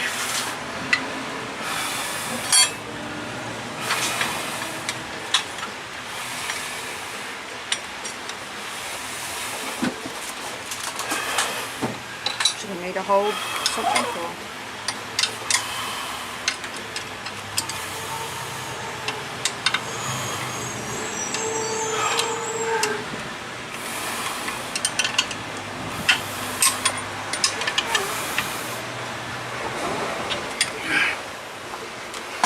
Now you've just got to do this one up. Tensioned all your belts.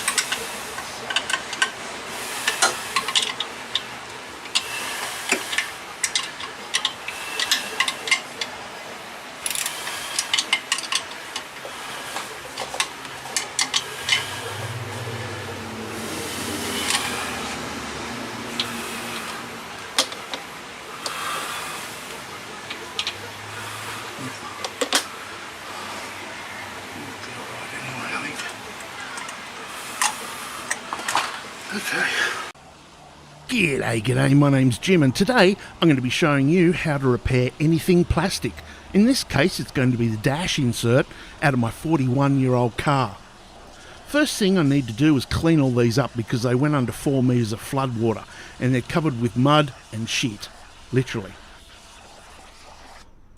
So the thing with owning a 40-year-old car is you cannot buy these pieces anymore as they do not make them, not even aftermarket parts.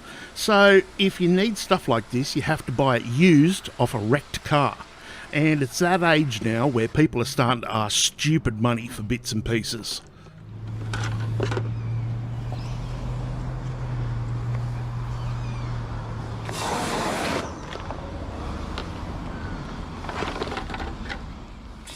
Just the ashtray for this piece is $80 by the time I pay for postage. $80 fucking dollars for an ashtray. Mind you, this is a Commodore we're talking about, not a friggin' Rolls Royce. So obviously your best bet is to fix what you have. And unfortunately, after 40 years, all these plastic pieces are starting to degrade. They're all getting really brittle as they turn back into powder. And you see more and more of this stuff for sale all the time with chips and cracks, scratches and holes, and people are still asking really high money for them because they're just getting rarer and rarer as this stuff slowly turns back into what it came from. Goo. Well, powder actually. Okay, so let me show you what we're working with today. Alright, so this is the piece, obviously from around the stereo. Ashtray, cigarette lighter. It's broken here. Now I can fix that, I'm pretty sure. It's also broken there, but I don't think I could fix that. It's just way too thin. I don't think I really need to anyway. I'm not sure. Doesn't have any other cracks in it as far as I know, but it's got a couple of switch holes that were drilled in here and a light where my alarm system was. Somebody also screwed a bunch of screws in here for some reason, and here was a bit from the I think it was from the remote. What the fuck was it? It was a little computer.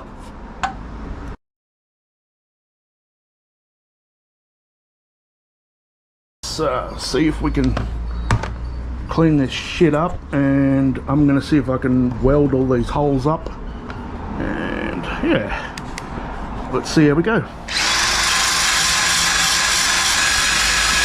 First try and get this sticky shit off.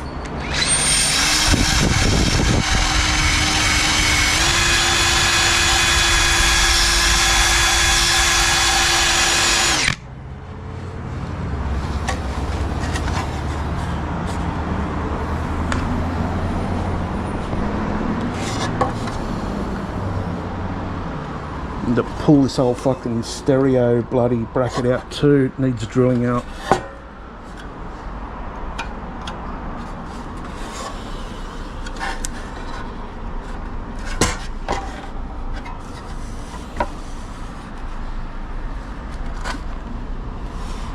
Okay, let's continue on.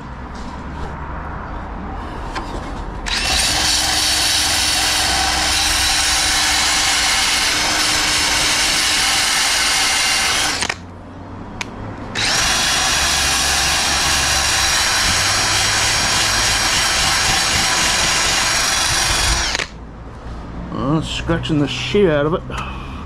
Still doesn't want to come off very well though.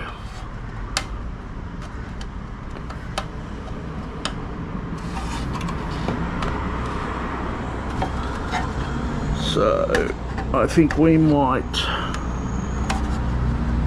try some heat and the scalpel, I reckon. Probably the go.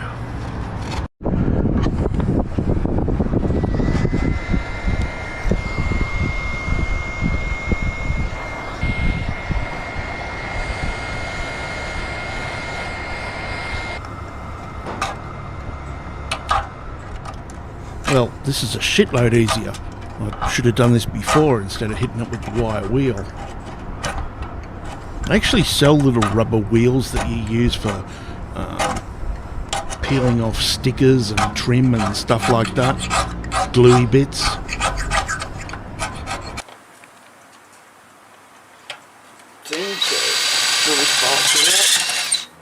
Go.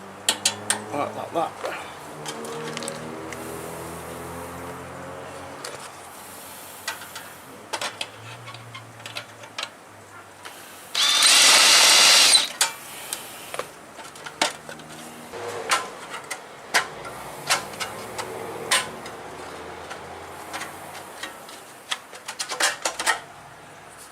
There you go, one stereo, bloody What's the name?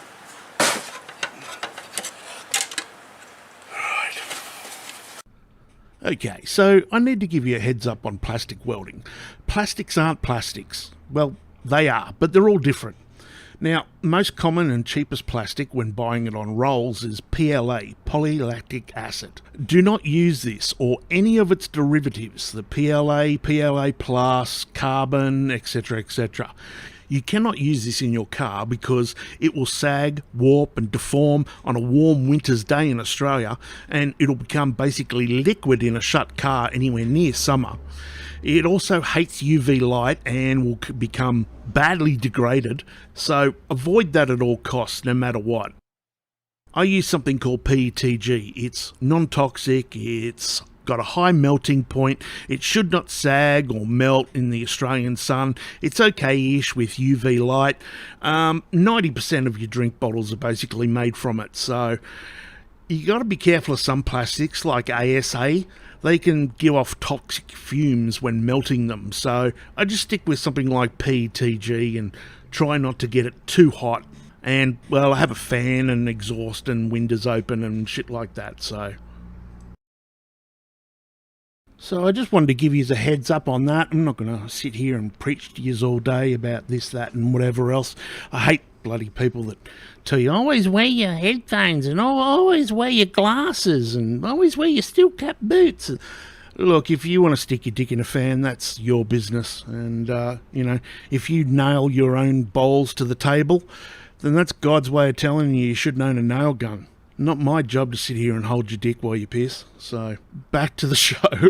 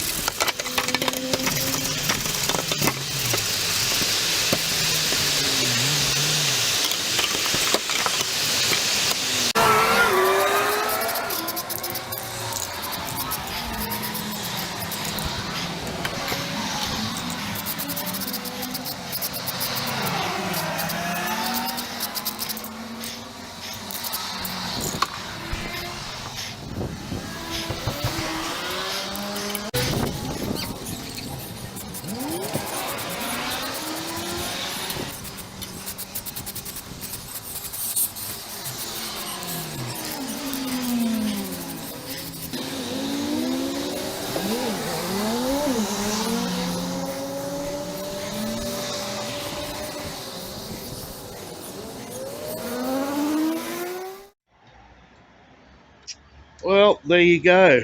She's completed. You can still see some. You can still see some little marks here, but it's certainly a million times better than what it was.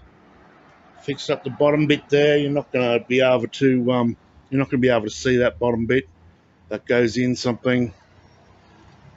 So yeah. There you go, you can see some little shadows, but once it's in the car, you're not going to see jack shit. So, there you go. Definitely a little bit better than what it was anyway.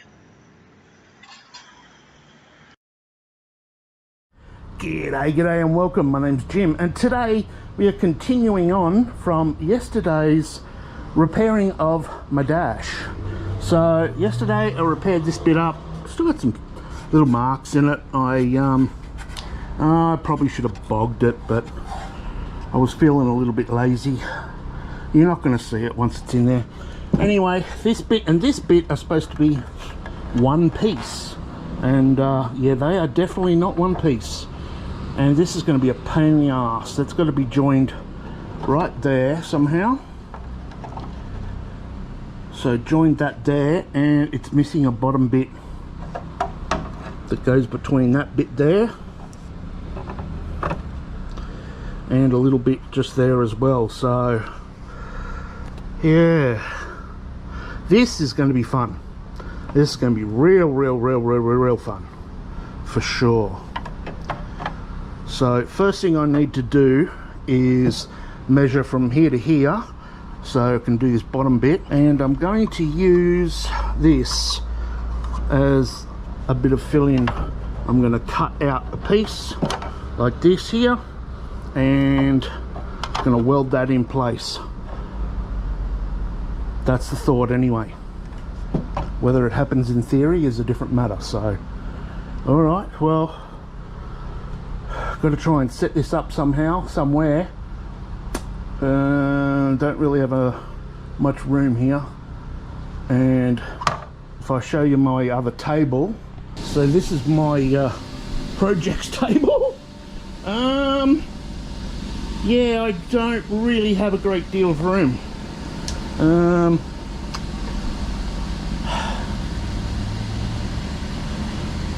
That's an awful, awful, awful lot of shit to try and clear.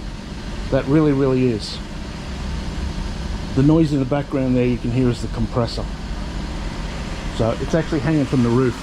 It's up there. Woohoo! Why is your compressor hanging from the roof, you might say? Well, just in case it floods again. And at least I've got an extra 7 feet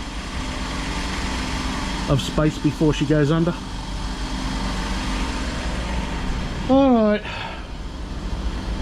I'll be back soon. Alright, well, I have my patient strapped down. No, let me out, let me out. No, they didn't let me out when I tried. So we're going to try and join this here and then build another bit across to here. Maybe I should do that bit first. Yeah, I probably should, because that bit's got to be joined onto there. Although it joins onto that bit just there, and then that bit comes over the top. So join straight across to there.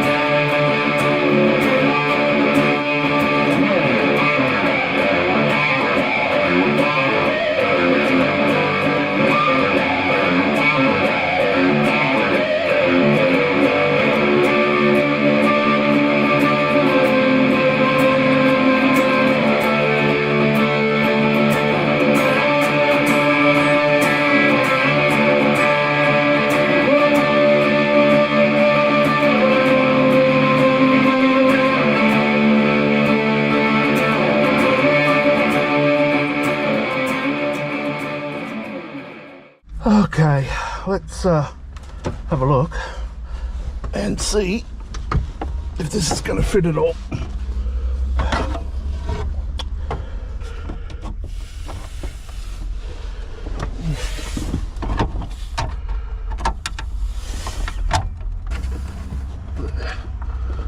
Like that.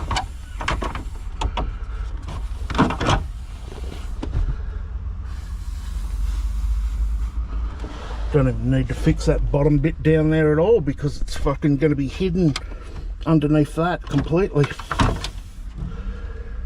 You're not going to fucking see it, so I don't even need to bother. Oh, that's it. I'm just going to leave the bastard here.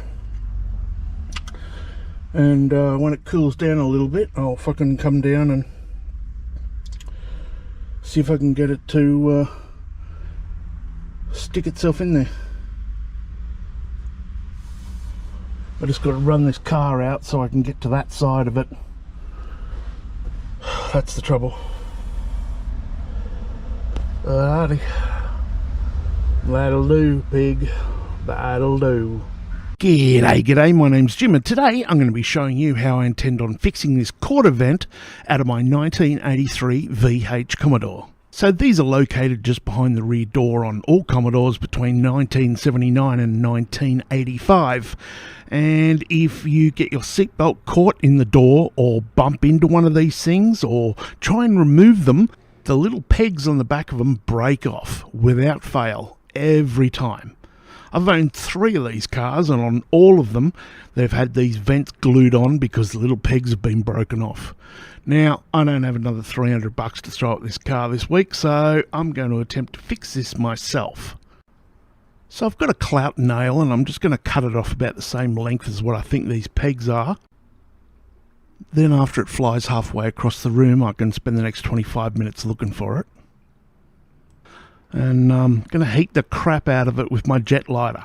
Can't use a normal lighter because otherwise it'll get covered in soot and carbon and crap.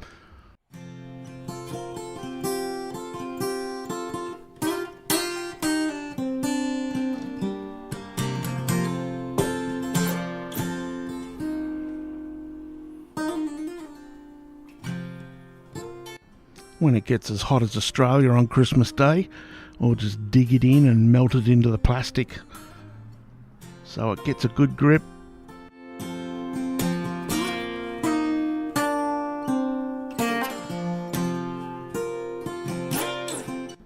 Normally when mucking around with plastic I just use my hot air gun or my soldering iron, but I want these pegs to be joined onto this very, very well, so I'm going to liquefy this plastic so these little nails will bloody stay on there.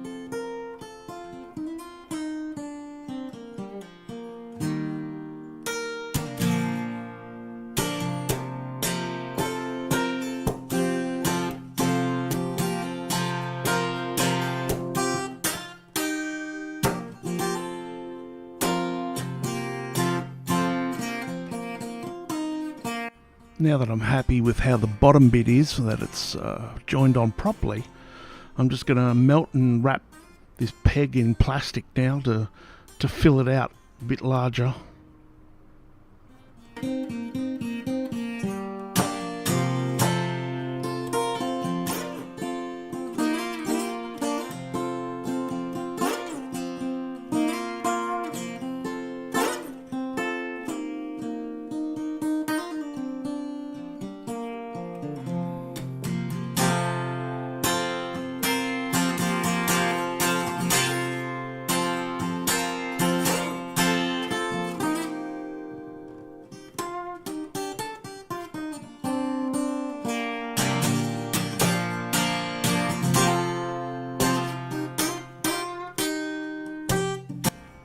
So these vents are actually held on by these little, I think they're nylon grommets, and that's what causes all these pegs to snap off. So I can't get a hold of them right at this second, so what I'm going to do is I'm going to wrap these pegs in a bit of Celastic, which is like a silicone, and when I push them into the holes, they should grip enough in there to keep them on and stay in there until I can get some more of these things. So that'll do, pig. That'll do.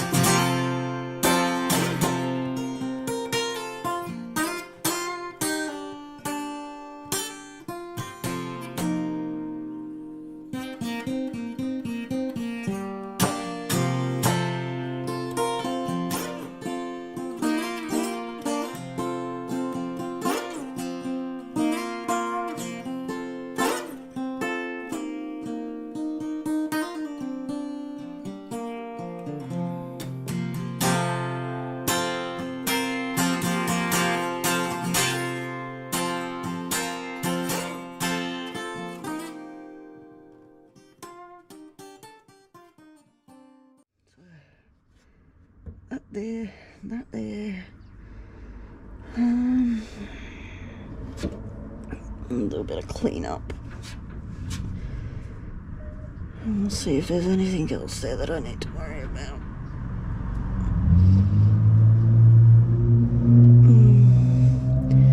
Definitely need to use the putty on that one. That one could probably use the other stuff. And I'll see if there's anywhere else. So, as you can see, my dear, I cleaned it up and now you've got more holes in here, so I'm going to be using the putty one. But first and foremost, I'm going to use a little bit of sandpaper. Just that one. Not that one. This one first. Rip a little bit off.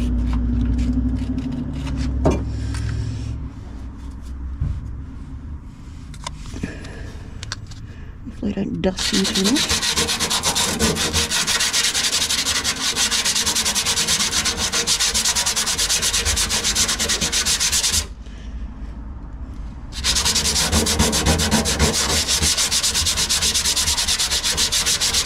And get it nice and clean for this shit to stick.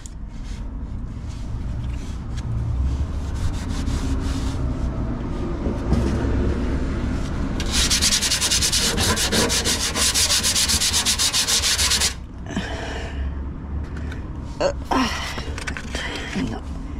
Wipe it again. And then what we're going to do is get a bit of this sandpaper, which is finer.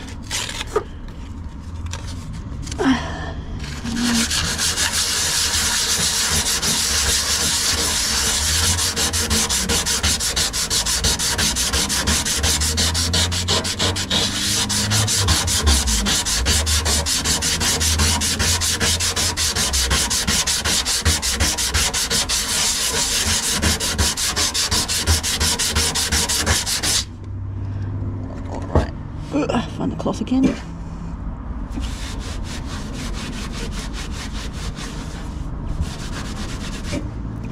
As you can see, they're pretty substantial holes currently. There's a pin one there.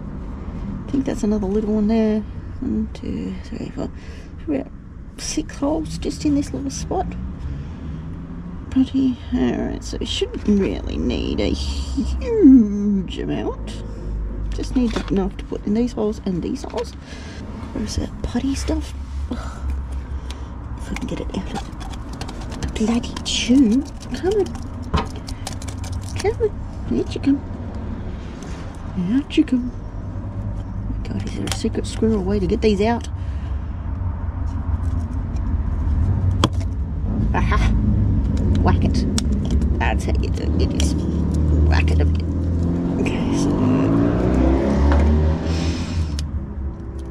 just gonna break off a bit.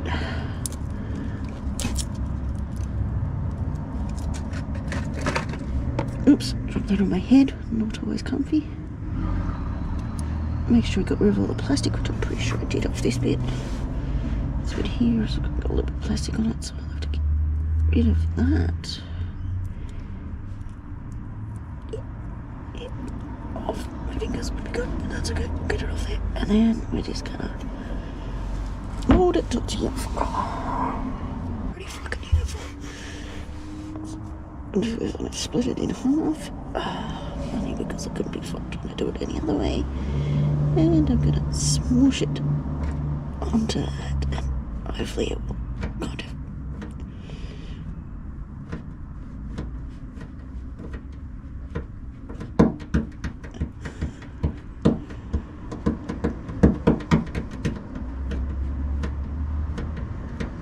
there you go, I've got some up in the hole. So I'll put some more over it just.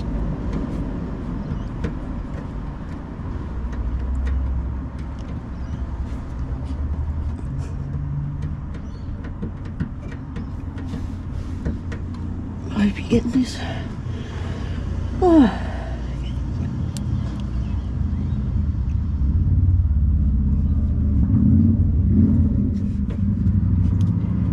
So you can see, making sure I push it up in the holes.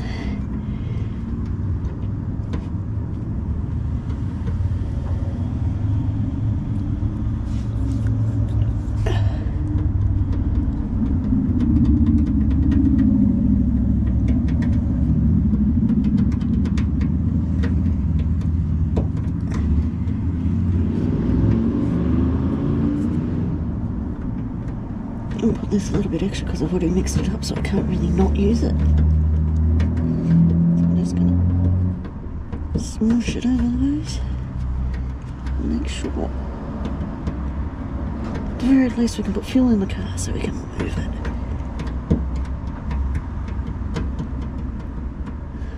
Oh, I kill my hands while I'm doing this, but that's okay.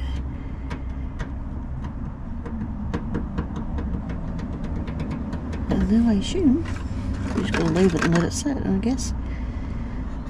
Press firmly, done that. No, because defensive clean surfaces, rough and surface, did that. Sweet. It says don't eat it. I will attempt to not to resist that desire, trust me. Okay. Now let's just have another quick look to see if there's any other spots that may or may not need some more work. Let's just look.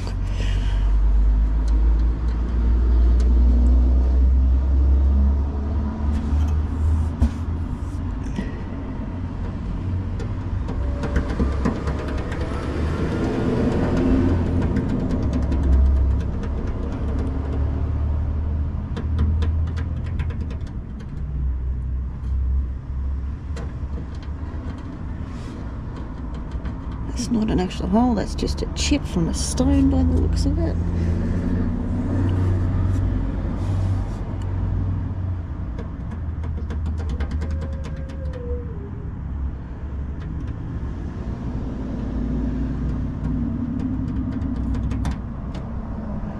Well, I think that might do. Just give me one moment. I'm going to turn you off, and we'll keep on.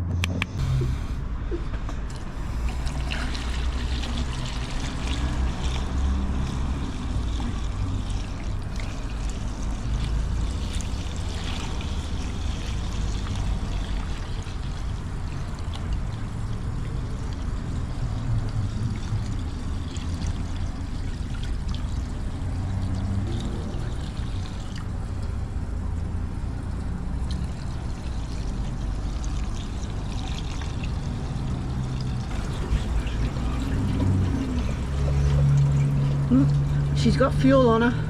What? She's obviously got fuel on it. Yeah. It's cold. No, it's not leaking. I can just feel that that part of the tank's colder than the rest of the tank. That makes sense.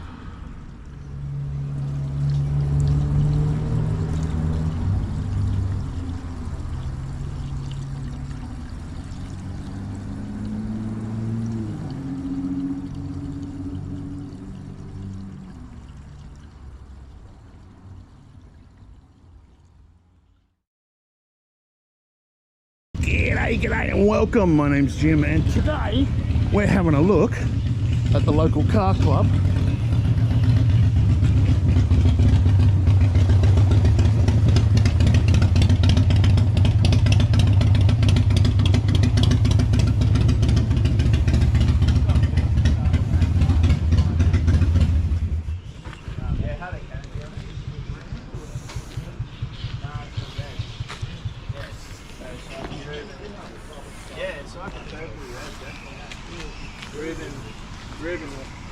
Got my mate's HR here. Not too bad. Too shabby.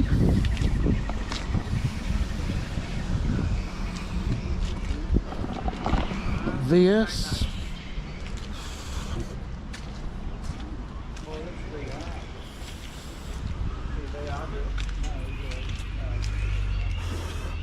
That's nice.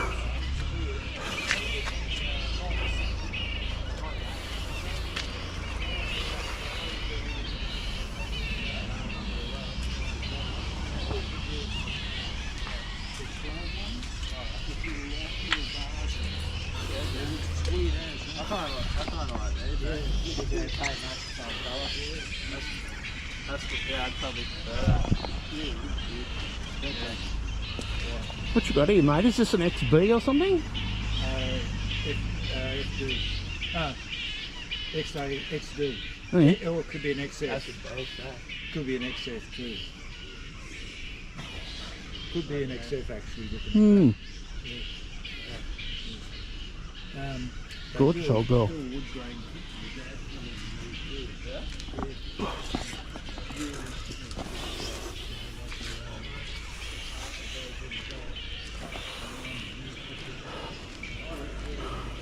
We got my car over here next to a Harley. Alright. Mind if I film your bike? No, you're right, mate. Almost. Beautiful. Did you do it yourself? No? Do it yourself? No, mate, I've had, it's a 91 model. Oh yeah, okay. Yeah, that's all original. Oh yeah, Yeah. it's gorgeous. It's only got 60 something thousand on it. Pretty good for 30 odd years old. Yeah. Got out in the open road anyway.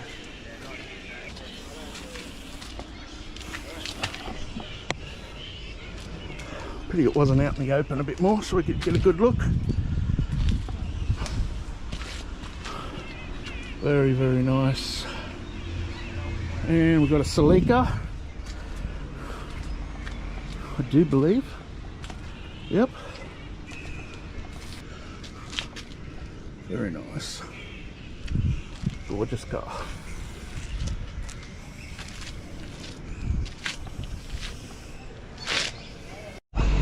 There's a beautiful little 13B rotary in this thing. Absolutely gorgeous.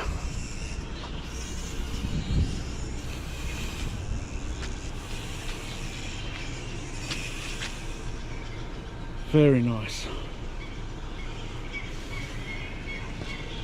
Sounds amazing. There you go, what looks to be, to me, to be like an FC or something, I believe.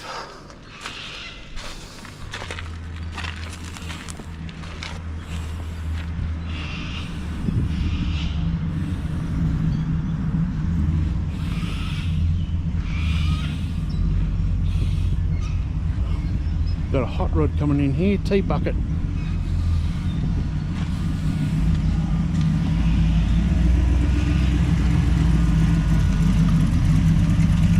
That is fucking sick.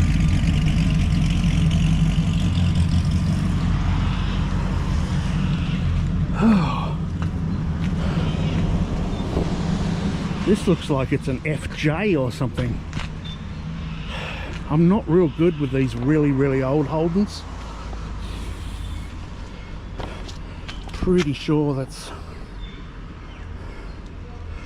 I don't know, if somebody knows, I could ask the guy, but I don't want to hang around that long.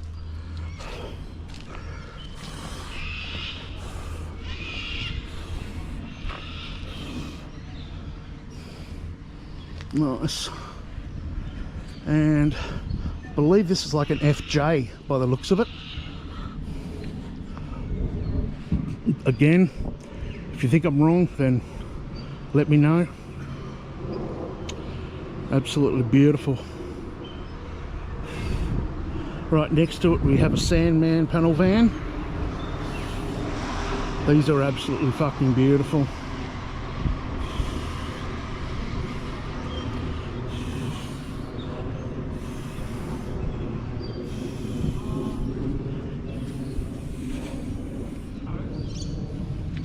Gorgeous. Always wanted one of these.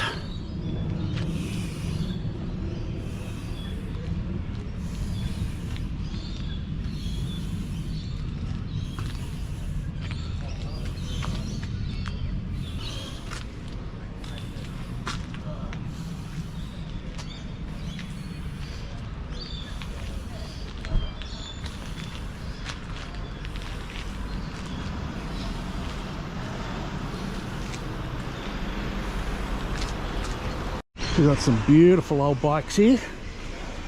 Got some bike fans. Royal Enfield. Isn't it gorgeous? Wow. The size of that motor is freaking massive. What a beautiful old bike.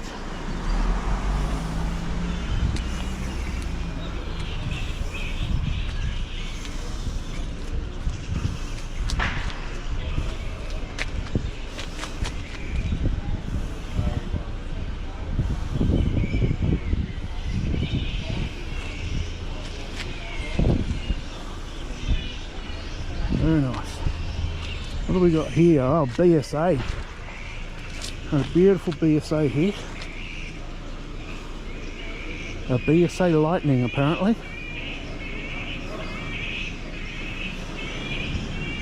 What a gorgeous old bike. Drum brakes. Scary. No wonder the guy wasn't flying on it. He was driving it pretty steadily. And that would be why. Those things would heat up pretty bad.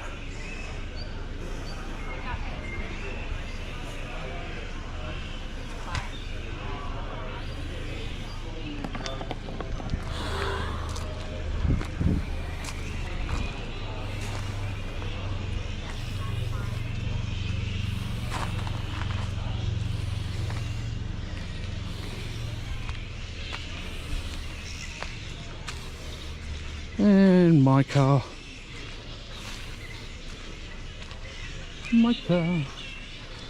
See, all these number plates are all the same, pretty much. All end in J.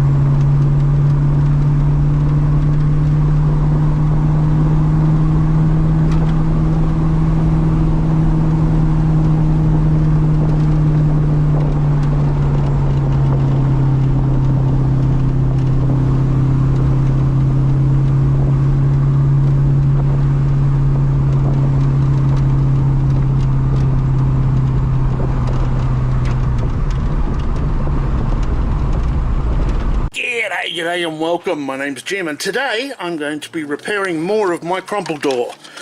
Yes, my 40-year-old car needs more attention in the way of broken plastic bits. So what we have here is a air vent bit with a bunch of switches and stuff in them, and I've taken the other blanks out like such. I actually 3D printed them myself. I made them, not only 3D printed them, but designed them and made them. They wanted $35 each for these things, and I printed them up, made them on Onshape, and then printed them up. So, pretty pleased with that, saving a lot of bloody money for that shit. Now, what I've got here is a paddle pop stick, sort of largish one, anyway. I think it's large anyway. I think there you go. That's a normal sort of size one. And I'm just going to shove him up underneath there, and this is actually cracked in half here like such, so I'll just jam him up in there like that. And this is not like extremely important on, you know, how tall it is or anything like that, because there's nothing sort of in behind the dash that sort of is going to hit it if I make it slightly too big or something. So pretty much we're just going to get the old heat gun happening, and the resolderer. I'm going to heat this up and start melting some plastic into it. See how we go. Should be fine. Yeah, you gotta love that. Look at that. Yeah, you'll have to excuse all the noise around here. So I've got bloody workmen next door repairing the motel after it went under flood 2 years ago. It's just been sitting there abandoned the whole time, so they're finally deciding to fix it up.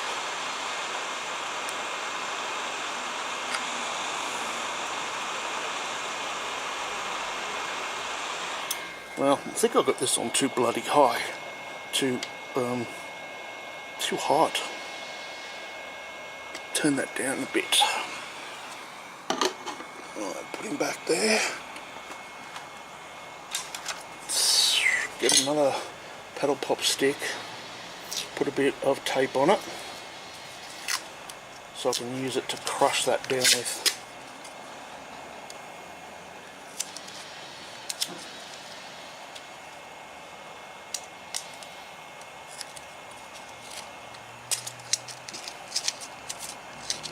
Get off.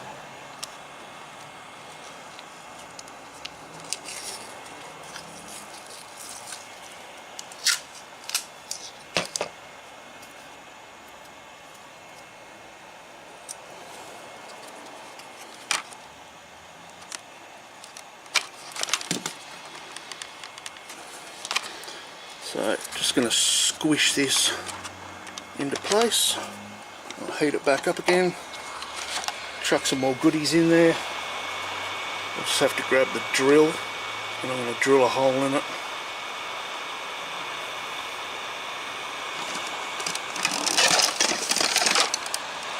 I'm just using some PETG here off my 3D printer. And we just melt it and jam it in there.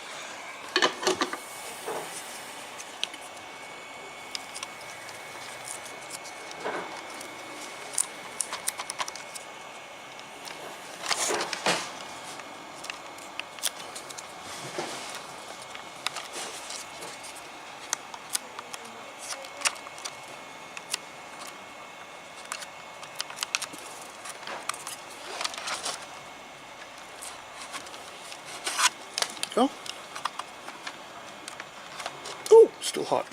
Fancy that. Have a look from this end. Seems alright.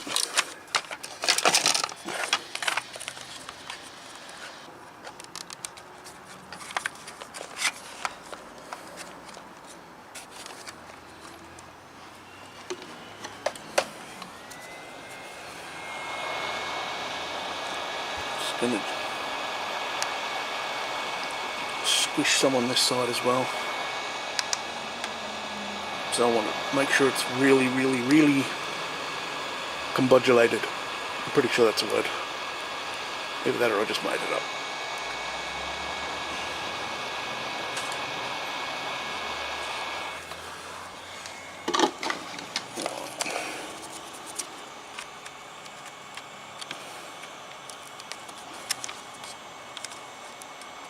Stick that in there like that. Push him down.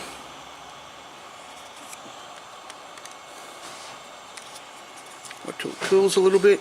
Done. Look at that. Bloody beautiful. Look. Just like I bought one. That is going to be perfect. So that was the cracked one. Here's the non-cracked one. I'll put a couple of more layers on here because I just burnt through one layer. And if it goes onto the wood, it'll actually stick to the wood. So we don't want it sticking to the wood. That's what the tape's for. Tape stops it from sticking.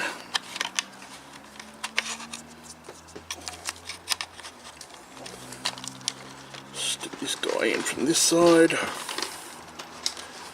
Probably just need like 4 mil or something.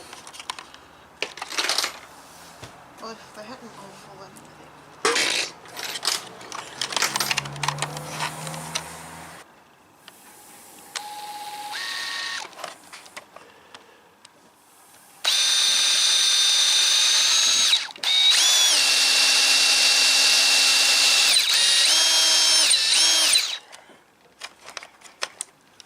Oh, there's the hole.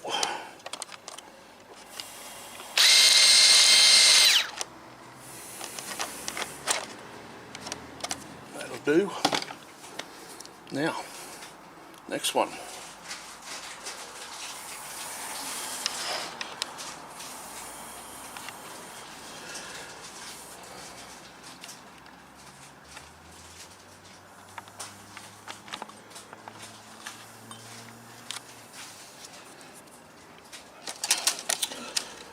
Get some more plastic filament.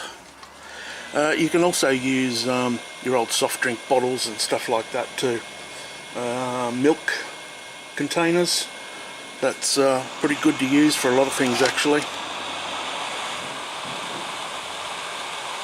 So I'm just going to heat him up. As it melts, just jam it in the hole. And we want to heat up the surrounding plastic. I'm just going to dig it in to it as well, like such.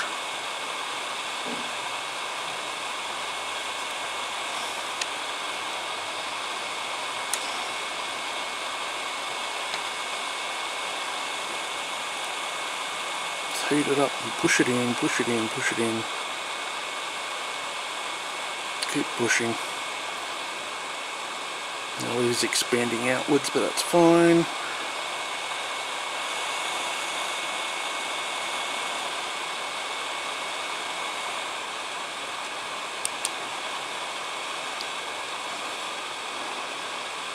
There we go.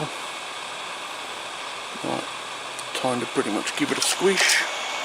Heat it up a little bit more. Like thus. It's nice and squishy.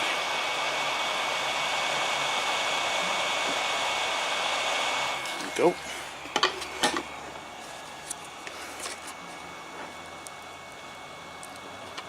I'll just push him down on there like that. And I'll just sit it there for a couple of seconds so it cools.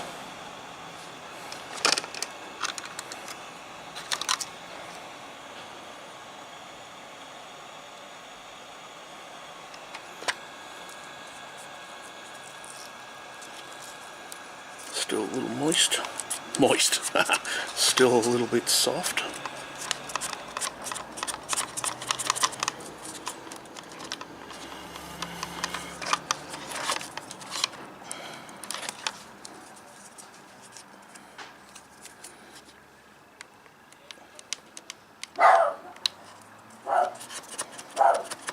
My dog barking at the workers next door.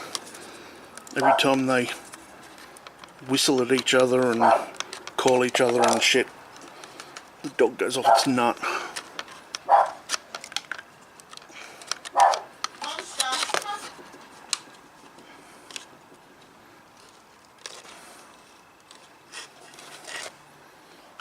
Okay, now let's do this side.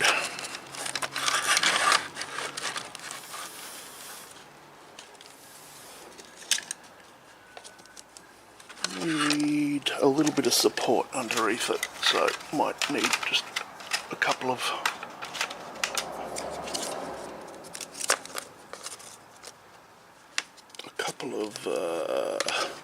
paddle pop sticks.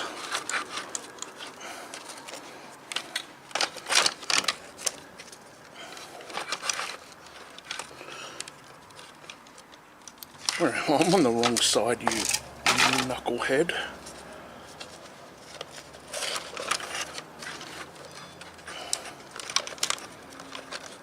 Alright, set that up like that.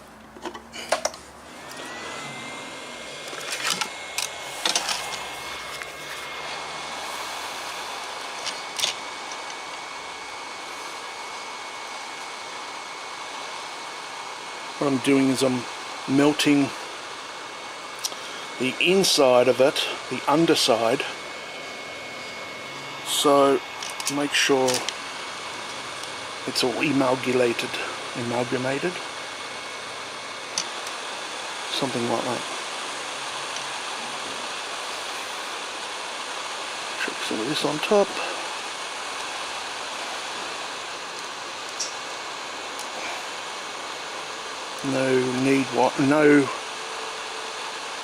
There's nothing that says I can't make this thicker. It'll still work perfectly well, it'll still fit. There we go. Beautiful.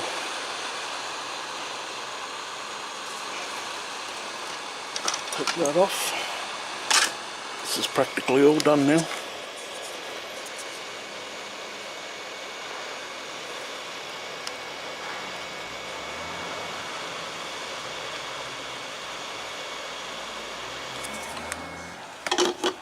And let's give it a squash.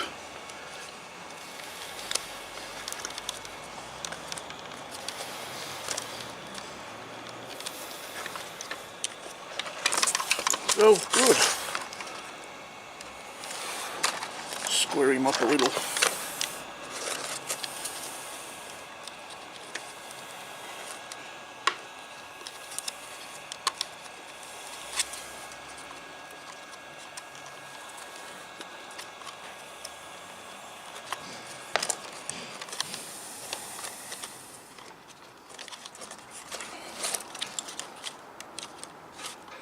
Go.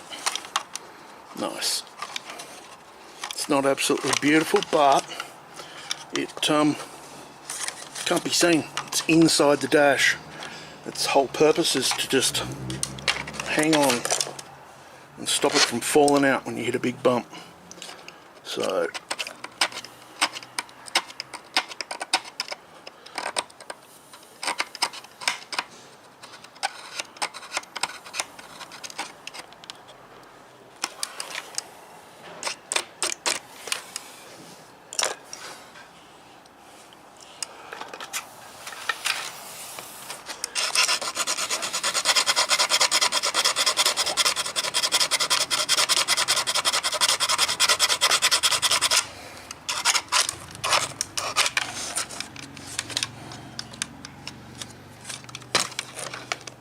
okay, time to drill the other one. Dead smack in the center. Still a bit soft, but shouldn't hurt it.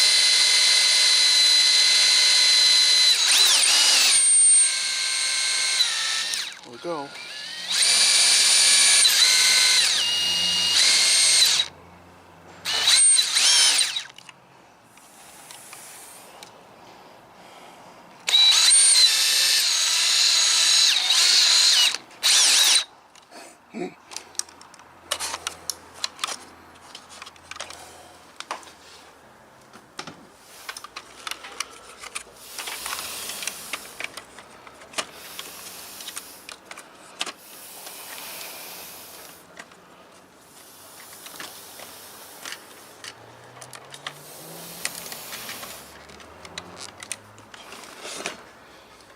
Yep, that's her there. It's as far as it goes in.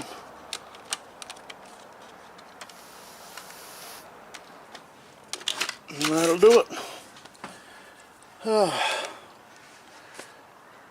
Alright, well, that's it for the day. Not really. I gotta go with other shit. But that's it for this video anyway.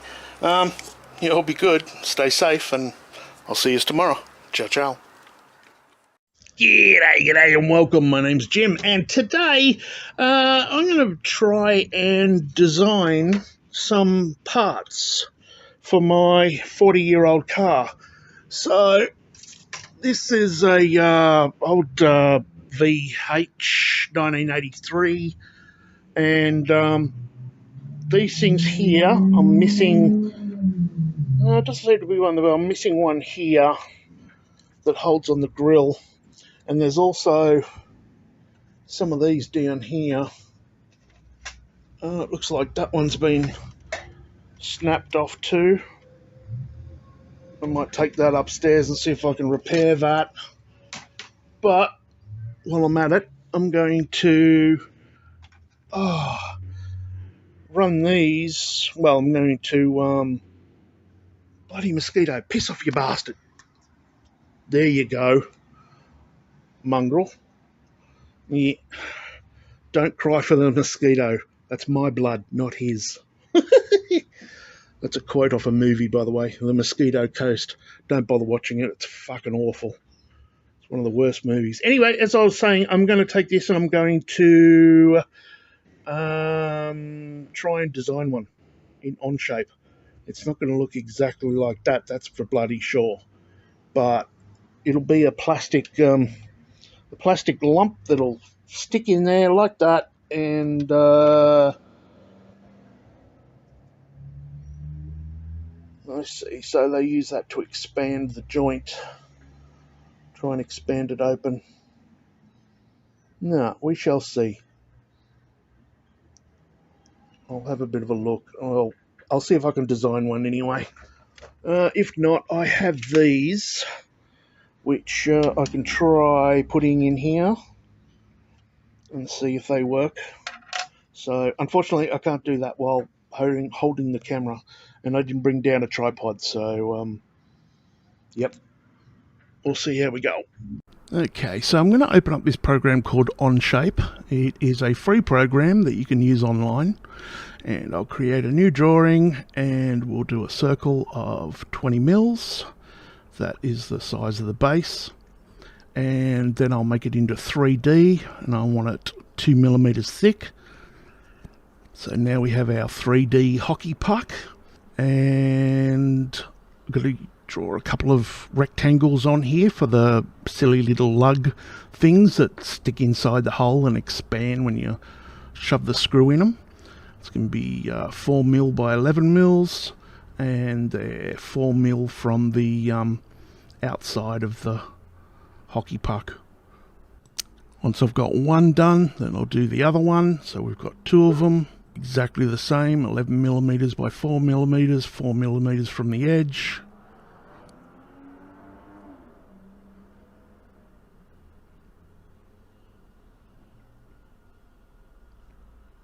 Then I'm going to highlight them and then tell them to extrude, which is just make 3D, and I want them to be 10 millimeters high, and that's them. Now I've got to put the little slopey bits on the side. It's called a chamfer, and we'll just highlight the bit that we want chamfered, and click on that one, and then set our parameters. I want it to be about 3 millimeters at the top by about 5 millimeters long. That's not too bad. That's one done. Now I'll just repeat exactly the same for the other side, if it'll let me.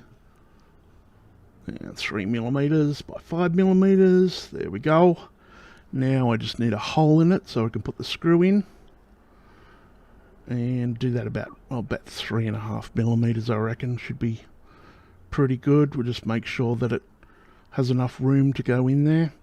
I don't want to make a hole right in the middle of the actual tangs, clippy bits, whatever the fuck they're called.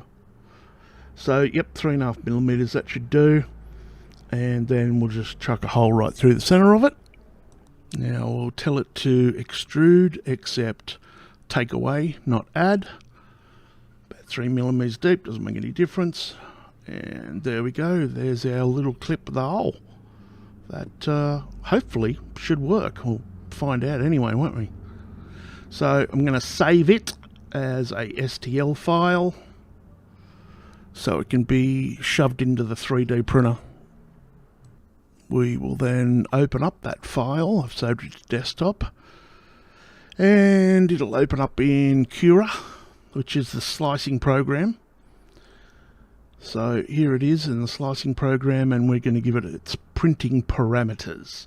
It tells it how big it's going to, well, we can make it bigger or smaller, etc, etc. Tell it what speed to print, what material we're printing in, what nozzle size we're printing on, all the rest of that sort of stuff, just sort of our parameters. Save it to our SD card that's going to go into the 3D printer, and we'll just go across the 3D printer and we'll have that print. So shove the card in and tell it to print. Okay, so here we are back at the car. I have repaired that one there. It's nice and strong and new now. Didn't bother doing anything with that. I reinforced this one a bit more as well. Apologies about how dark it is in here. I can try putting a bit of light on here, see if that helps a bit. So here we have our tabs ready to go. So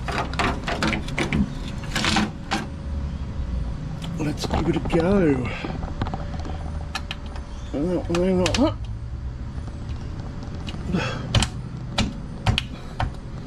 Okay, I might try these ones then. I made up some slightly different ones. They're a little bit smaller. So, well, the bottom's bigger, but the top's smaller. But anyway, so put him in there like that. Yeah, that seems to fit. Okay, put these down in here. Yep, that fits pretty good.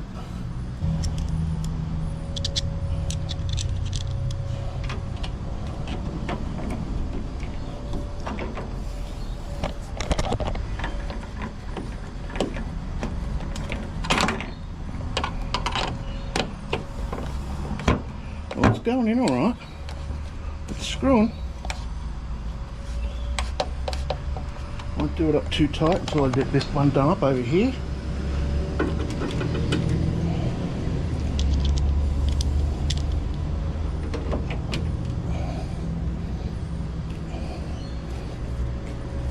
Yep, that's going in. I was worried actually the screws were going to be slightly too big and I was going to split the grommet, but no, it seems pretty good. 99% in, well, 98%. Where's the other screw? Here. Put this one in here.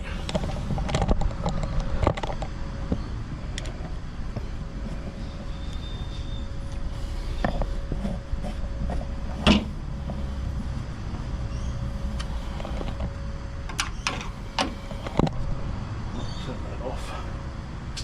It's just rather annoying.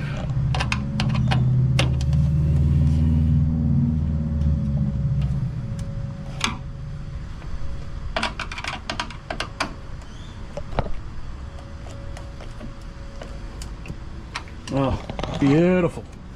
Oh my God, look at that. That is solid. That's the best it's ever been. These have been broken and missing since I bought the car 20 years ago. Oh, it's only since bloody internet's gotten better and stuff that you're actually being able to buy parts for these things. Well, more like when people start 3D printing them, but there you go.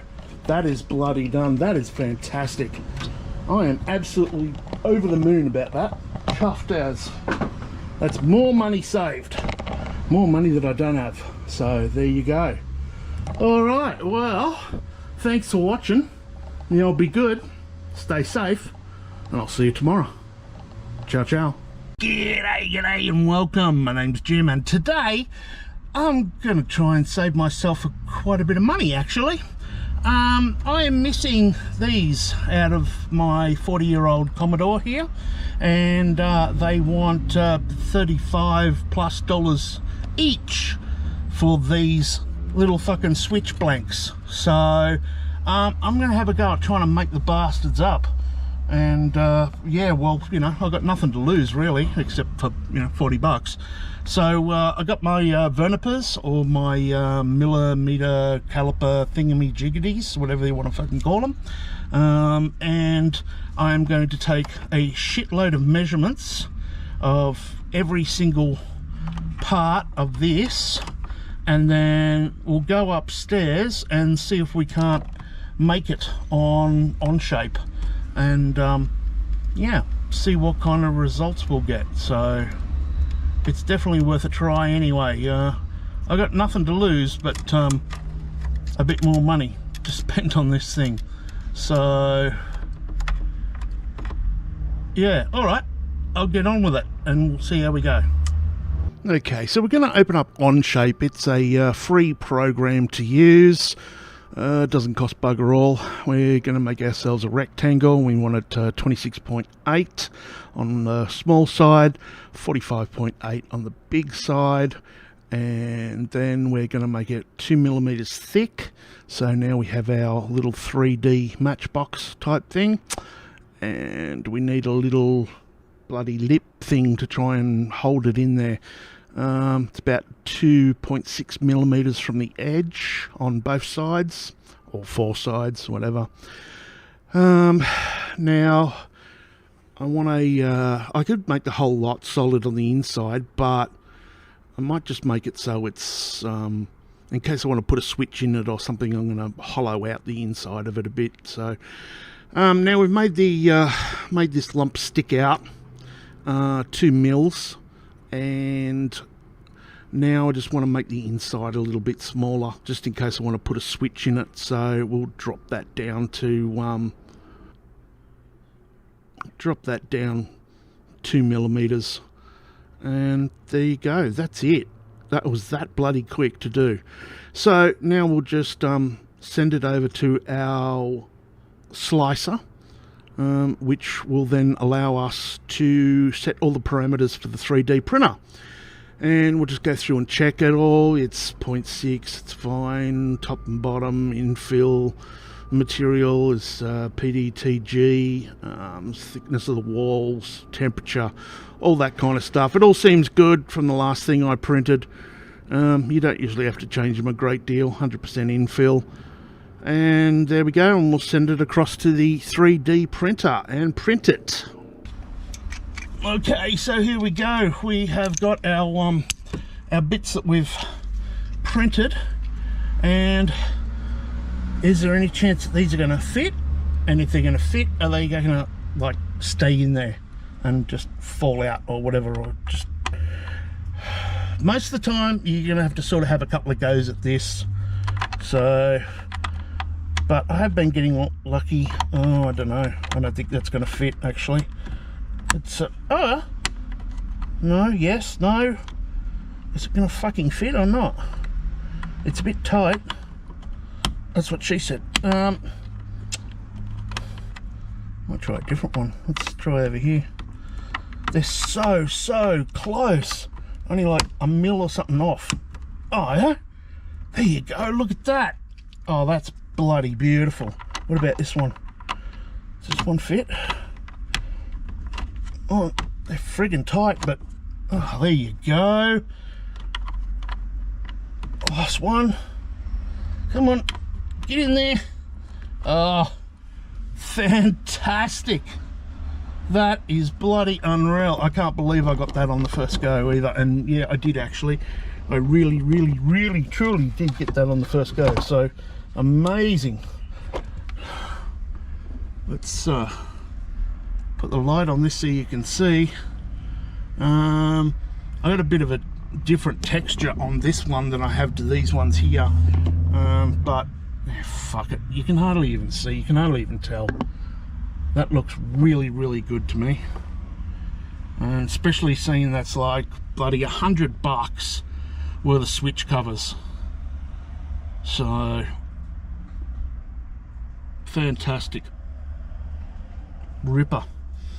All right, well, okay, so a quick update. I went back up and I printed one and I put a hole in it, so we can see if we can get a switch in here.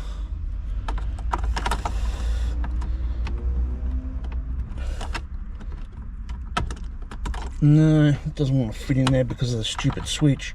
What about if we swap it over? Put it in there like that. There we go. Beautiful. Oh, no, okay. It does come out a bit, I think, if you...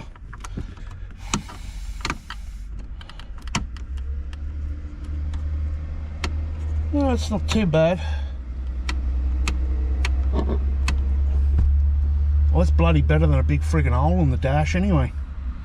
That is really, really good. Excellent. Ripper. Alright, well, that's it for today. You all be good. Stay safe. I'll see you tomorrow. Play. Yeah, I can't believe that. Like, look. See the corrosion coming off it? Absolutely incredible. G'day and welcome. My name's Jim, and today, well, we've got a busted blinker at the front. Well, it's not busted, it's just not working. And the reason it's not working is because our earths on these, I'm sorry about the sun, the earths on these are corroding for some reason, which is like really, really weird.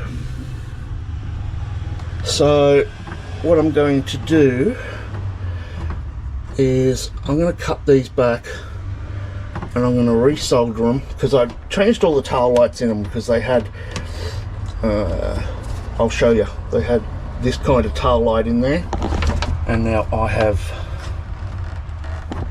taken them out and put these in there instead.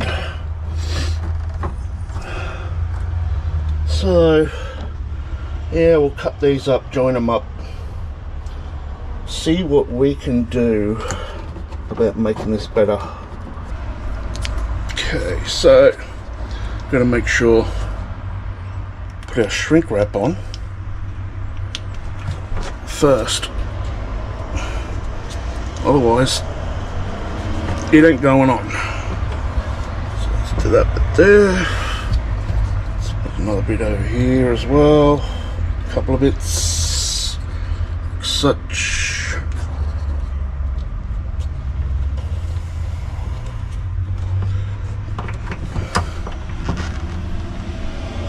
And twist these this way.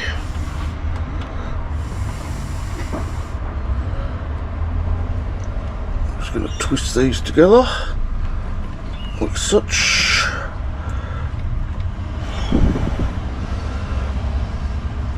There we go.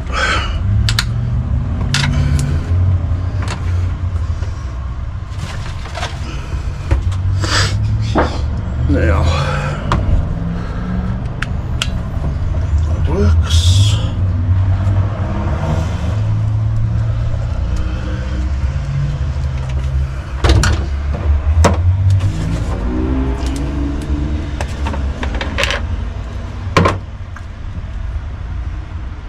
Now we're just going to put a bit of flux on here like like such.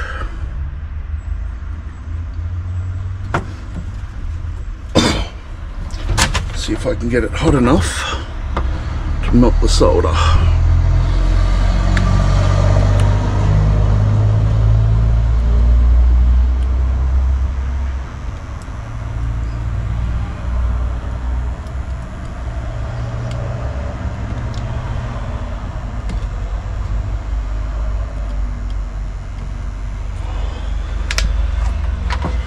There we go. Good stuff. I think that's done.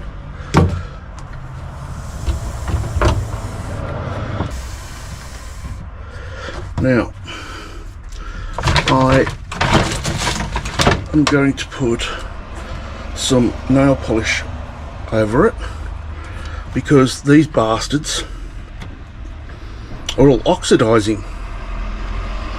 So I'm going to try and get it so there's no air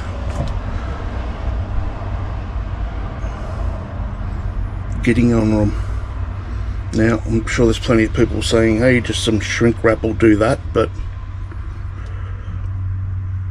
I'm just going to absolutely make sure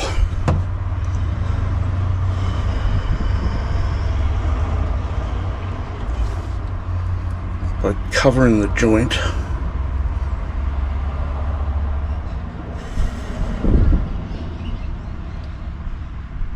Up with nail polish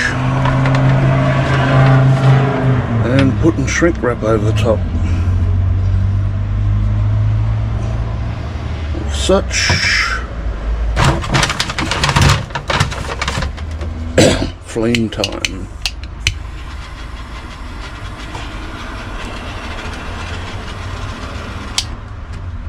Nice.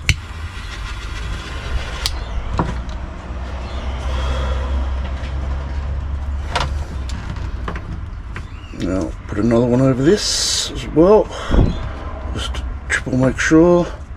That'll be right. It was still a bit hot, so it got stuck. There it goes.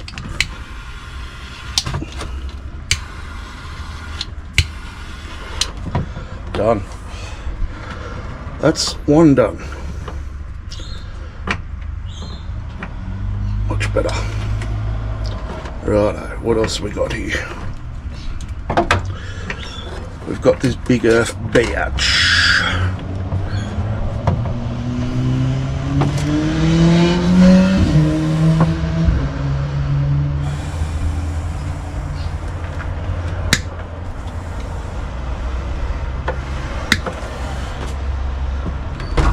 So I rewired all of these myself.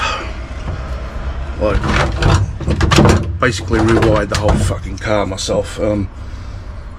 Links in the description. No, probably not. Just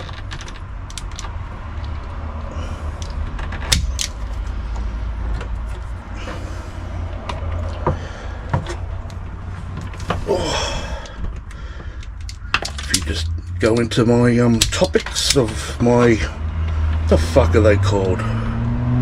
Playlists. Just go into my playlists on rebuilding this car. Quite a bit of me doing the electricals on it, which is fun.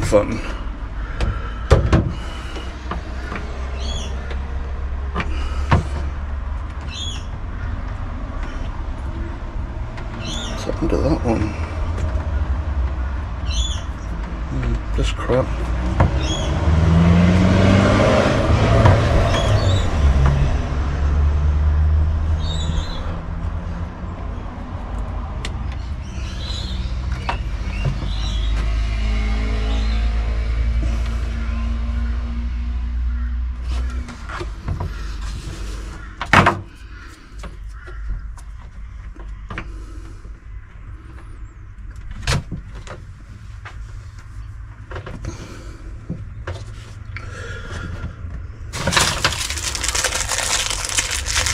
Go again, chuck on my shrink wrap. I don't know if this one's going to go on actually because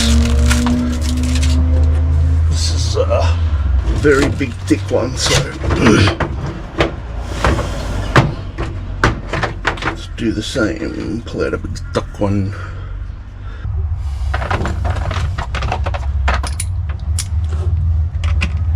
That's better.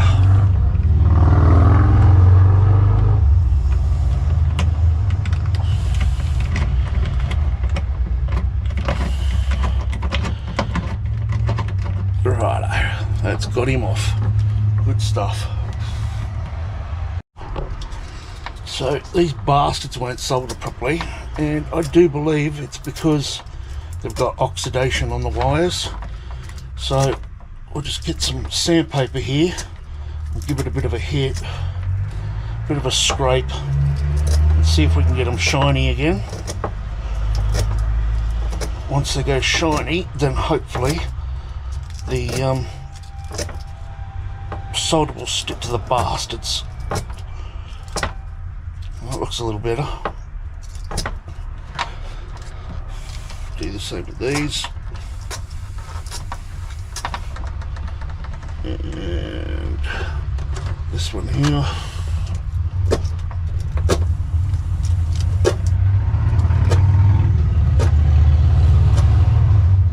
Right.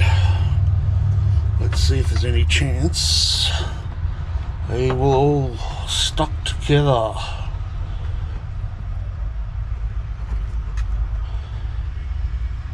There like such.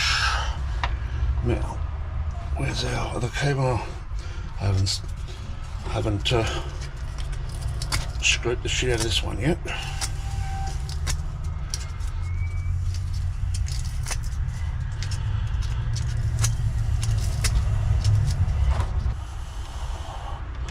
What I might actually do is put a little bit of shrink wrap over these to see if I can hold them together, make them easier to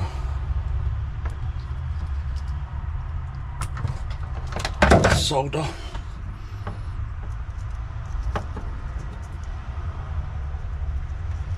Come on.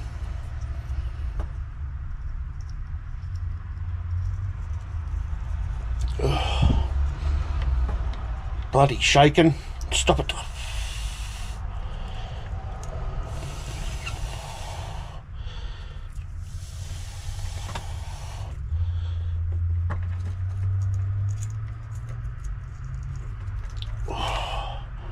It's two. Try the third one now.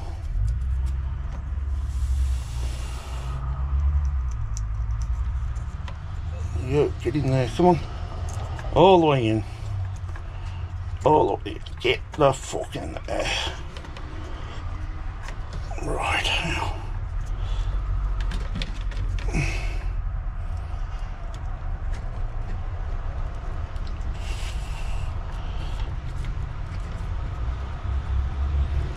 That's them all lined up.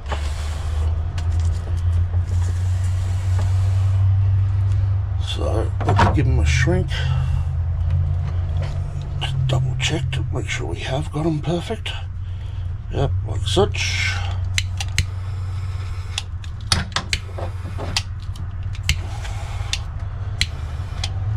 There we go. It's going to hold them in place now, at least. And our other side here.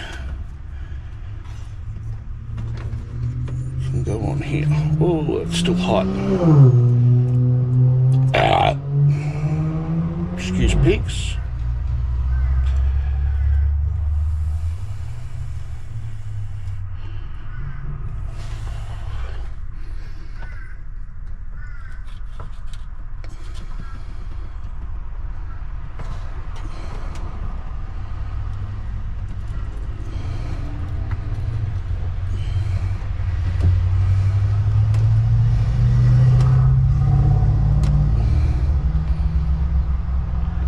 Twist those together. So some flocks.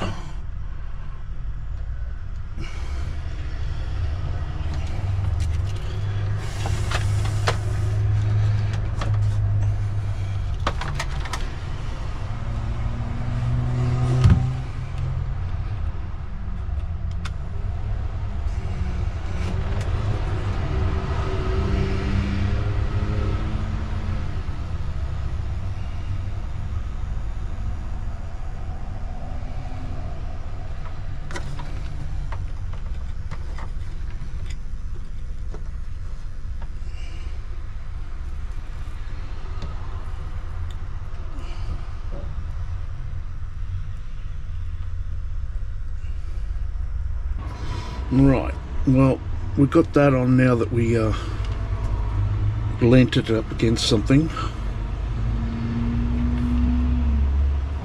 Right. You bugger. Now, I'm going to seal this with this.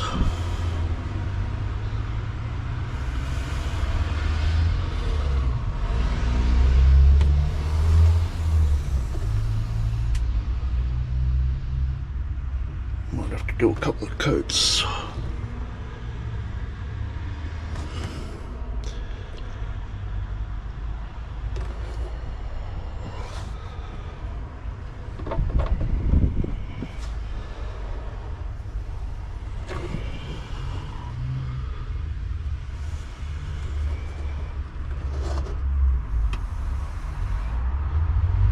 Put some in between these cables. Just want to try and stop any bit of air or moisture getting in, because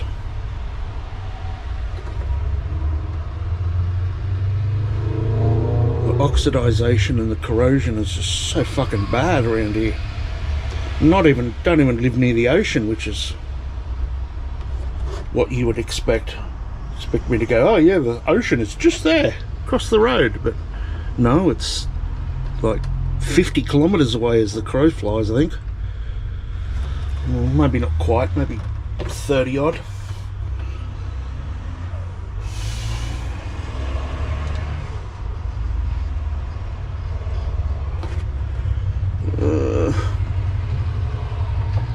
We'll also put some in here. Hopefully this won't pop when I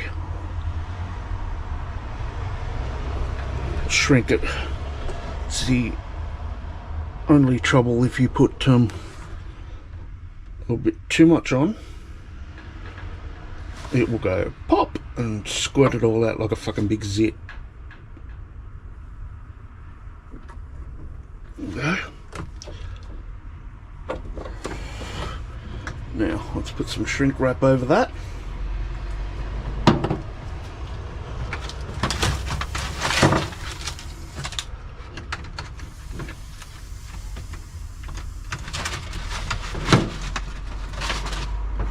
Don't have any proper colour ones.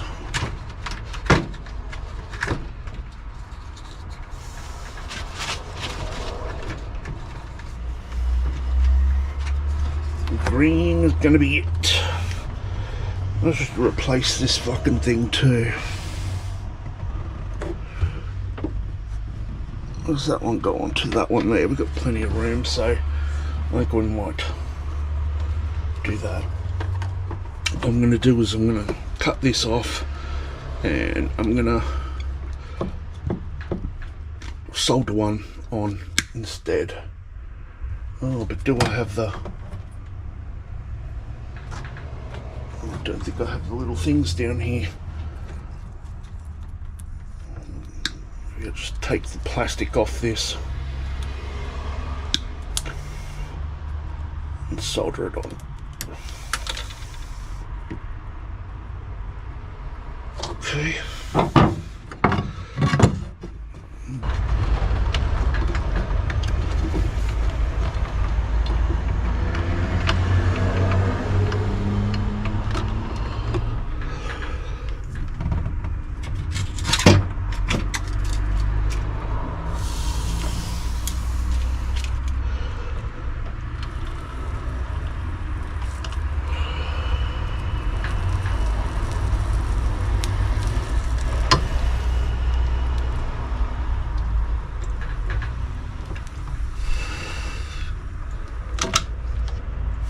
There we go.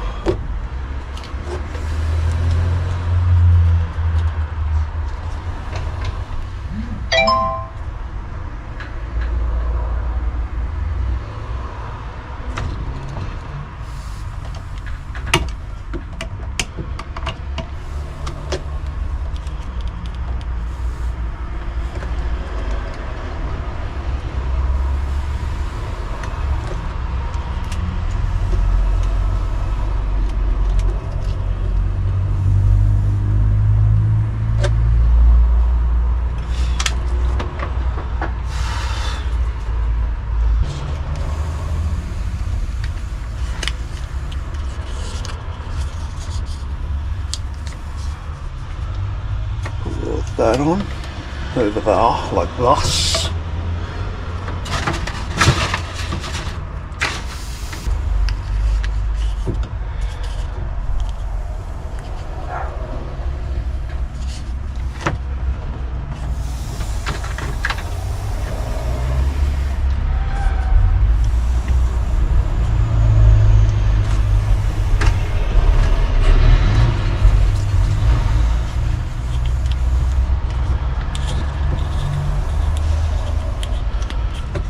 Let's see. Oh, that's right. I want to put some nail polish on this bit too, though.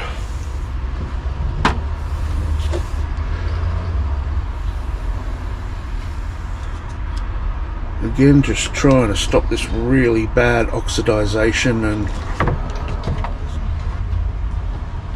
corrosion.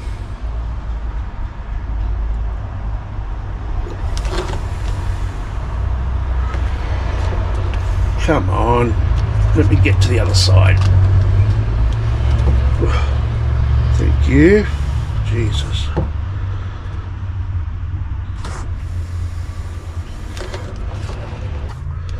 Rightio. In there, hopefully these will shrink up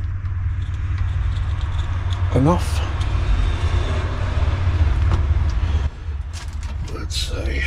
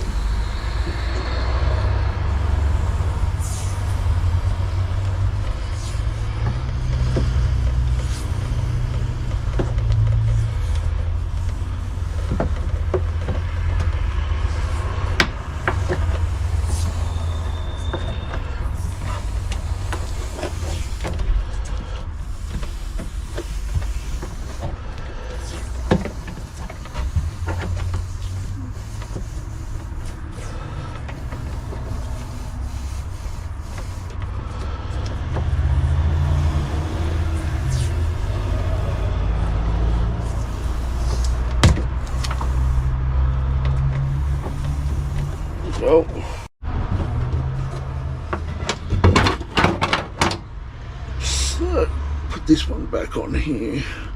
Which side? I think it goes that way, maybe.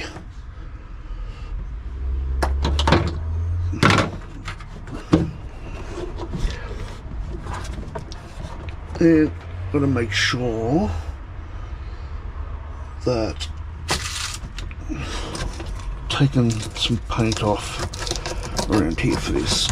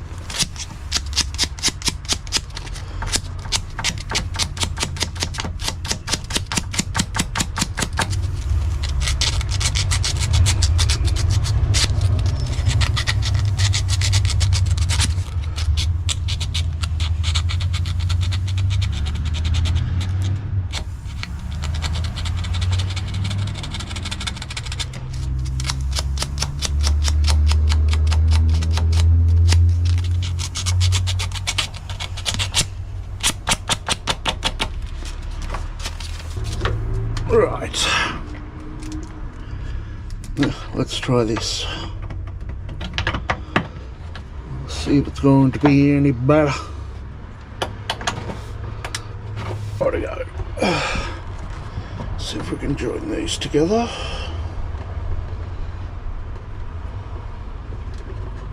It's very, very cramped conditions in here.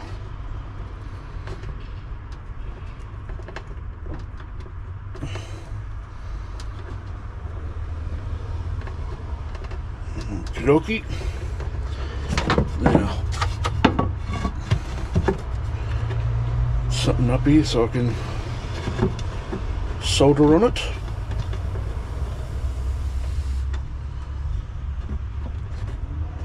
Ouchie.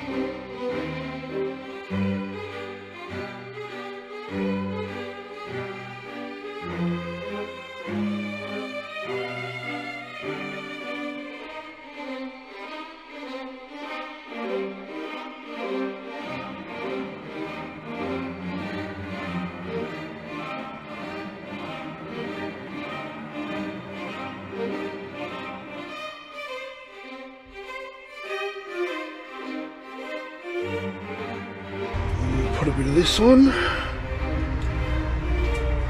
Hopefully should do a good job of stopping any air or moisture getting in.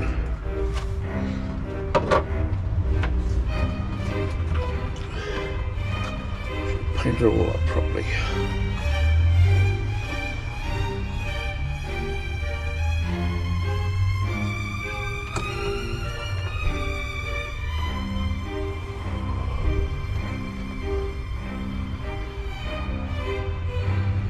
Stuff.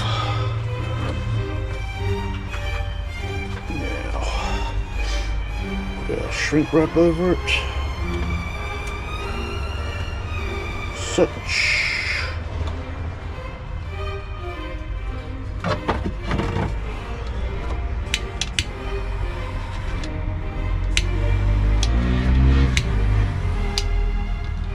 Come on. Put the other one over it now.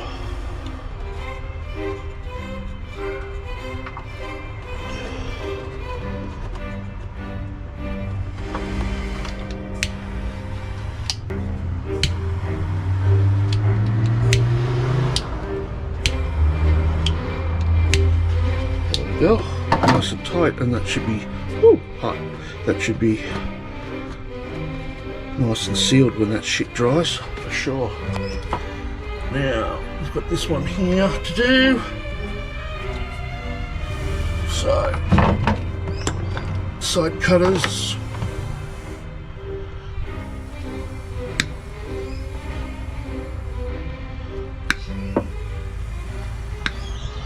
It's just corroding. You can actually, look, it's got bits, oh, well, I was going to say, it's got bits actually falling off it.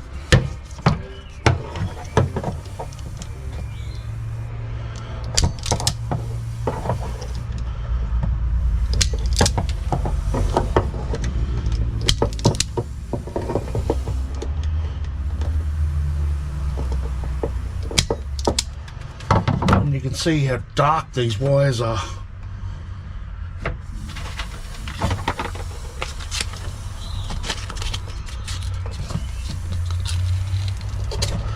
So, give them a hit with some sandpaper. Try and take the oxidization off them.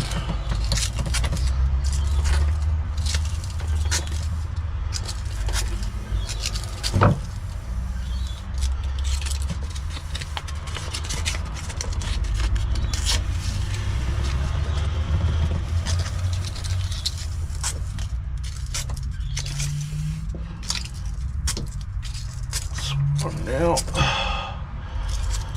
Bloody back's killing me from fucking leaning in here, that's for sure.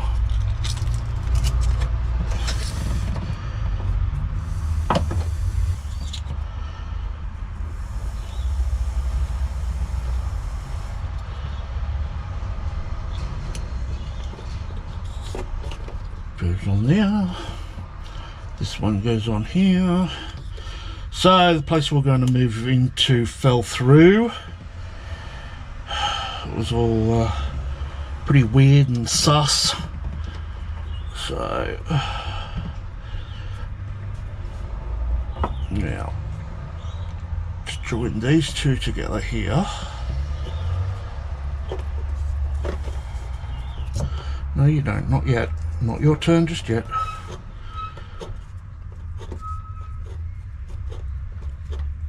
Well, like such. This one here. And we're going to twist them this way together.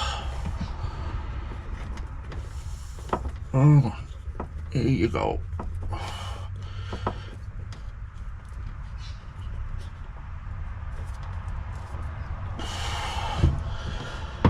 Okay, that's her, and let's see if we can solder. So, put a bit of flux on her. Well, that was a bit too much, but anyway, it happens.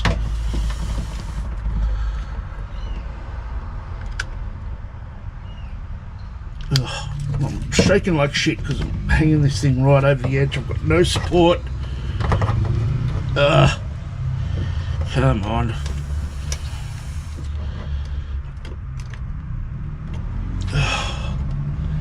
What a pain in the ass.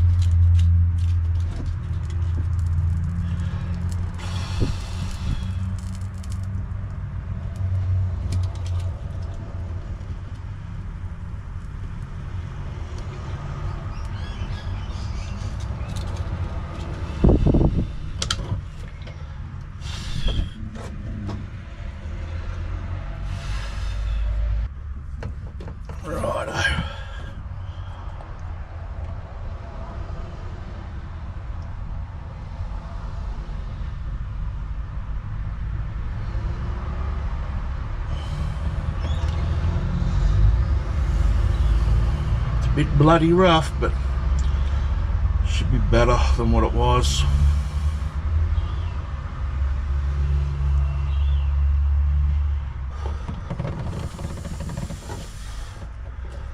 There you go. Nice. So that's right in the middle of that now. Right.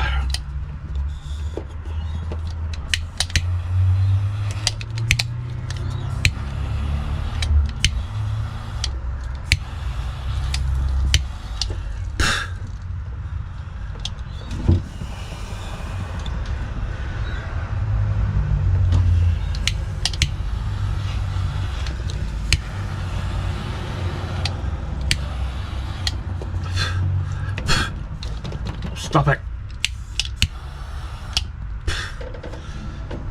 Right. So hopefully that should be airtight now. Got one more left to do. And that's going to do it for the day, I think.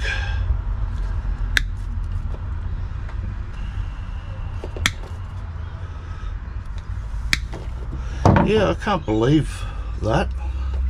Like, look, see the corrosion coming off it? Absolutely incredible.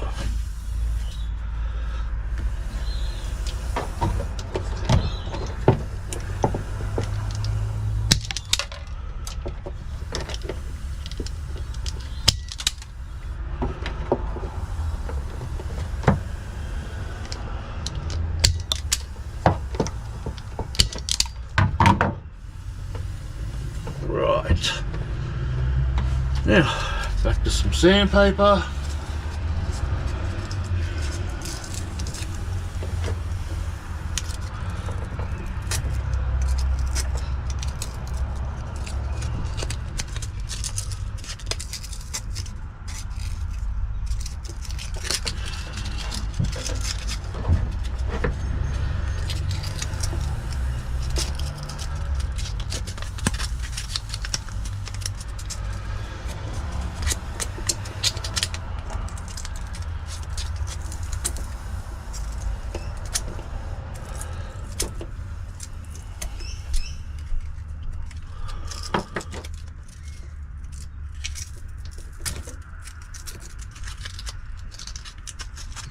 such a pain in the ass to do.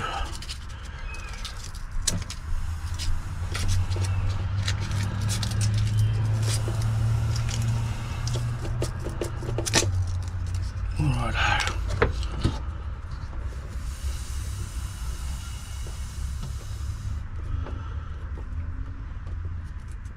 And put our shrink wrap on. So this is very cheap Chinese crappy shrink wrappy. That's what it's called, crappy shrink wrappy.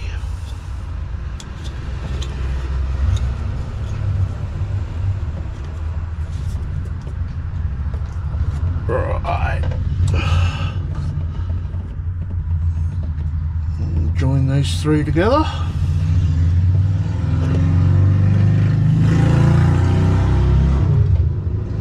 These two can have a bit of a marriage right there. And we will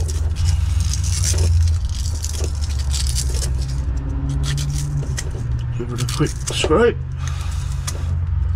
like such. Cross these over, sort of like tying a shoe, and twist them over this way. Right.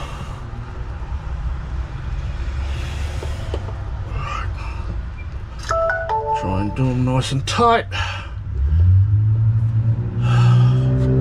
Right. Whew. Oh, you motherfucker. Oh, the boot lid just fell on my head. Ow. That hurt. For fuck's sake. Some flux.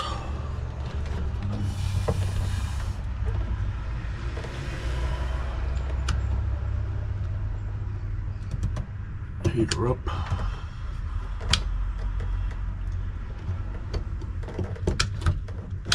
Oh, come on.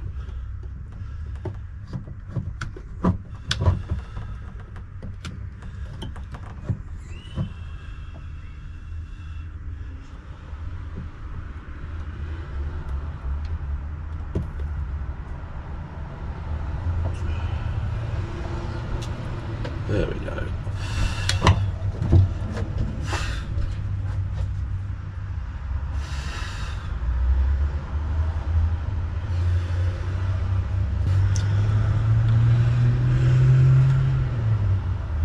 Now, coat this in this. Could also use hot snot to put some hot glue on this, and then once you heat it with the shrink wrap on it, the glue will melt and go everywhere.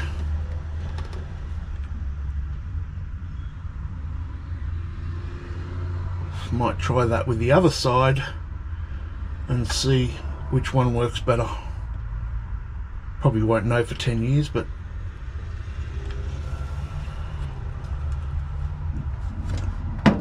one way to do it.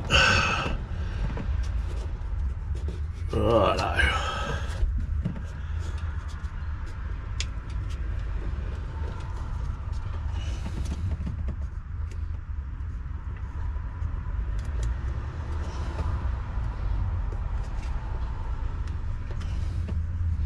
Nice. Nice. There we go.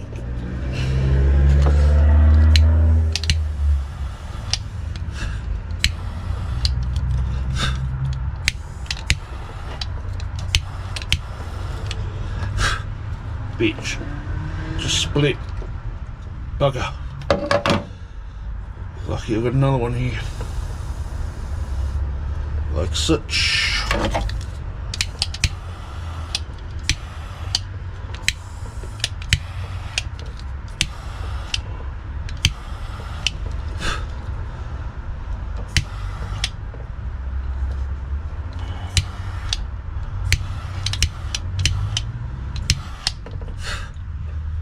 There we go. Done. Done like a dinner. Yep. That should be really good. I might just put a little bit of electrical tape around them and go and have some lunch, I think, because I'm absolutely stuffed.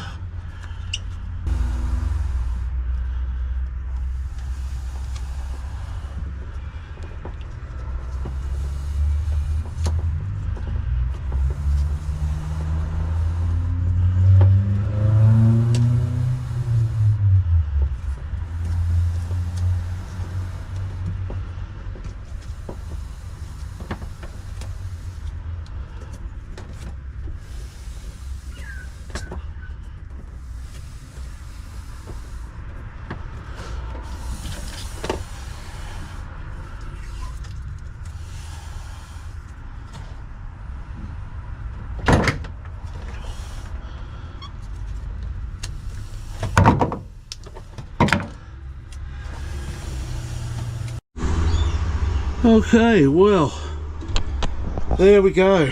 We've got that one done now, and I dare say that does look a sight lot better.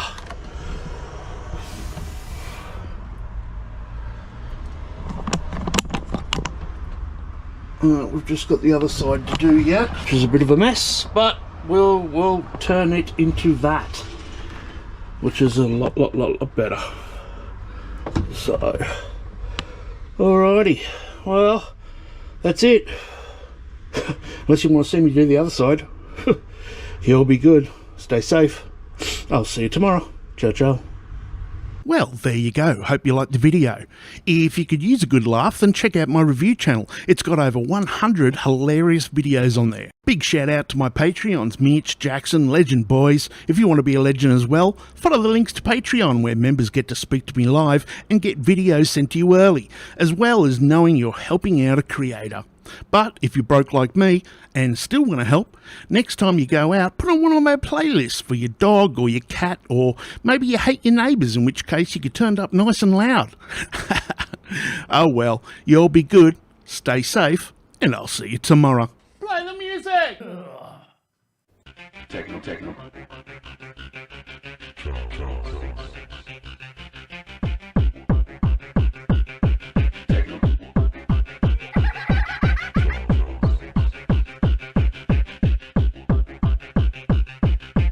Cosmo, rave.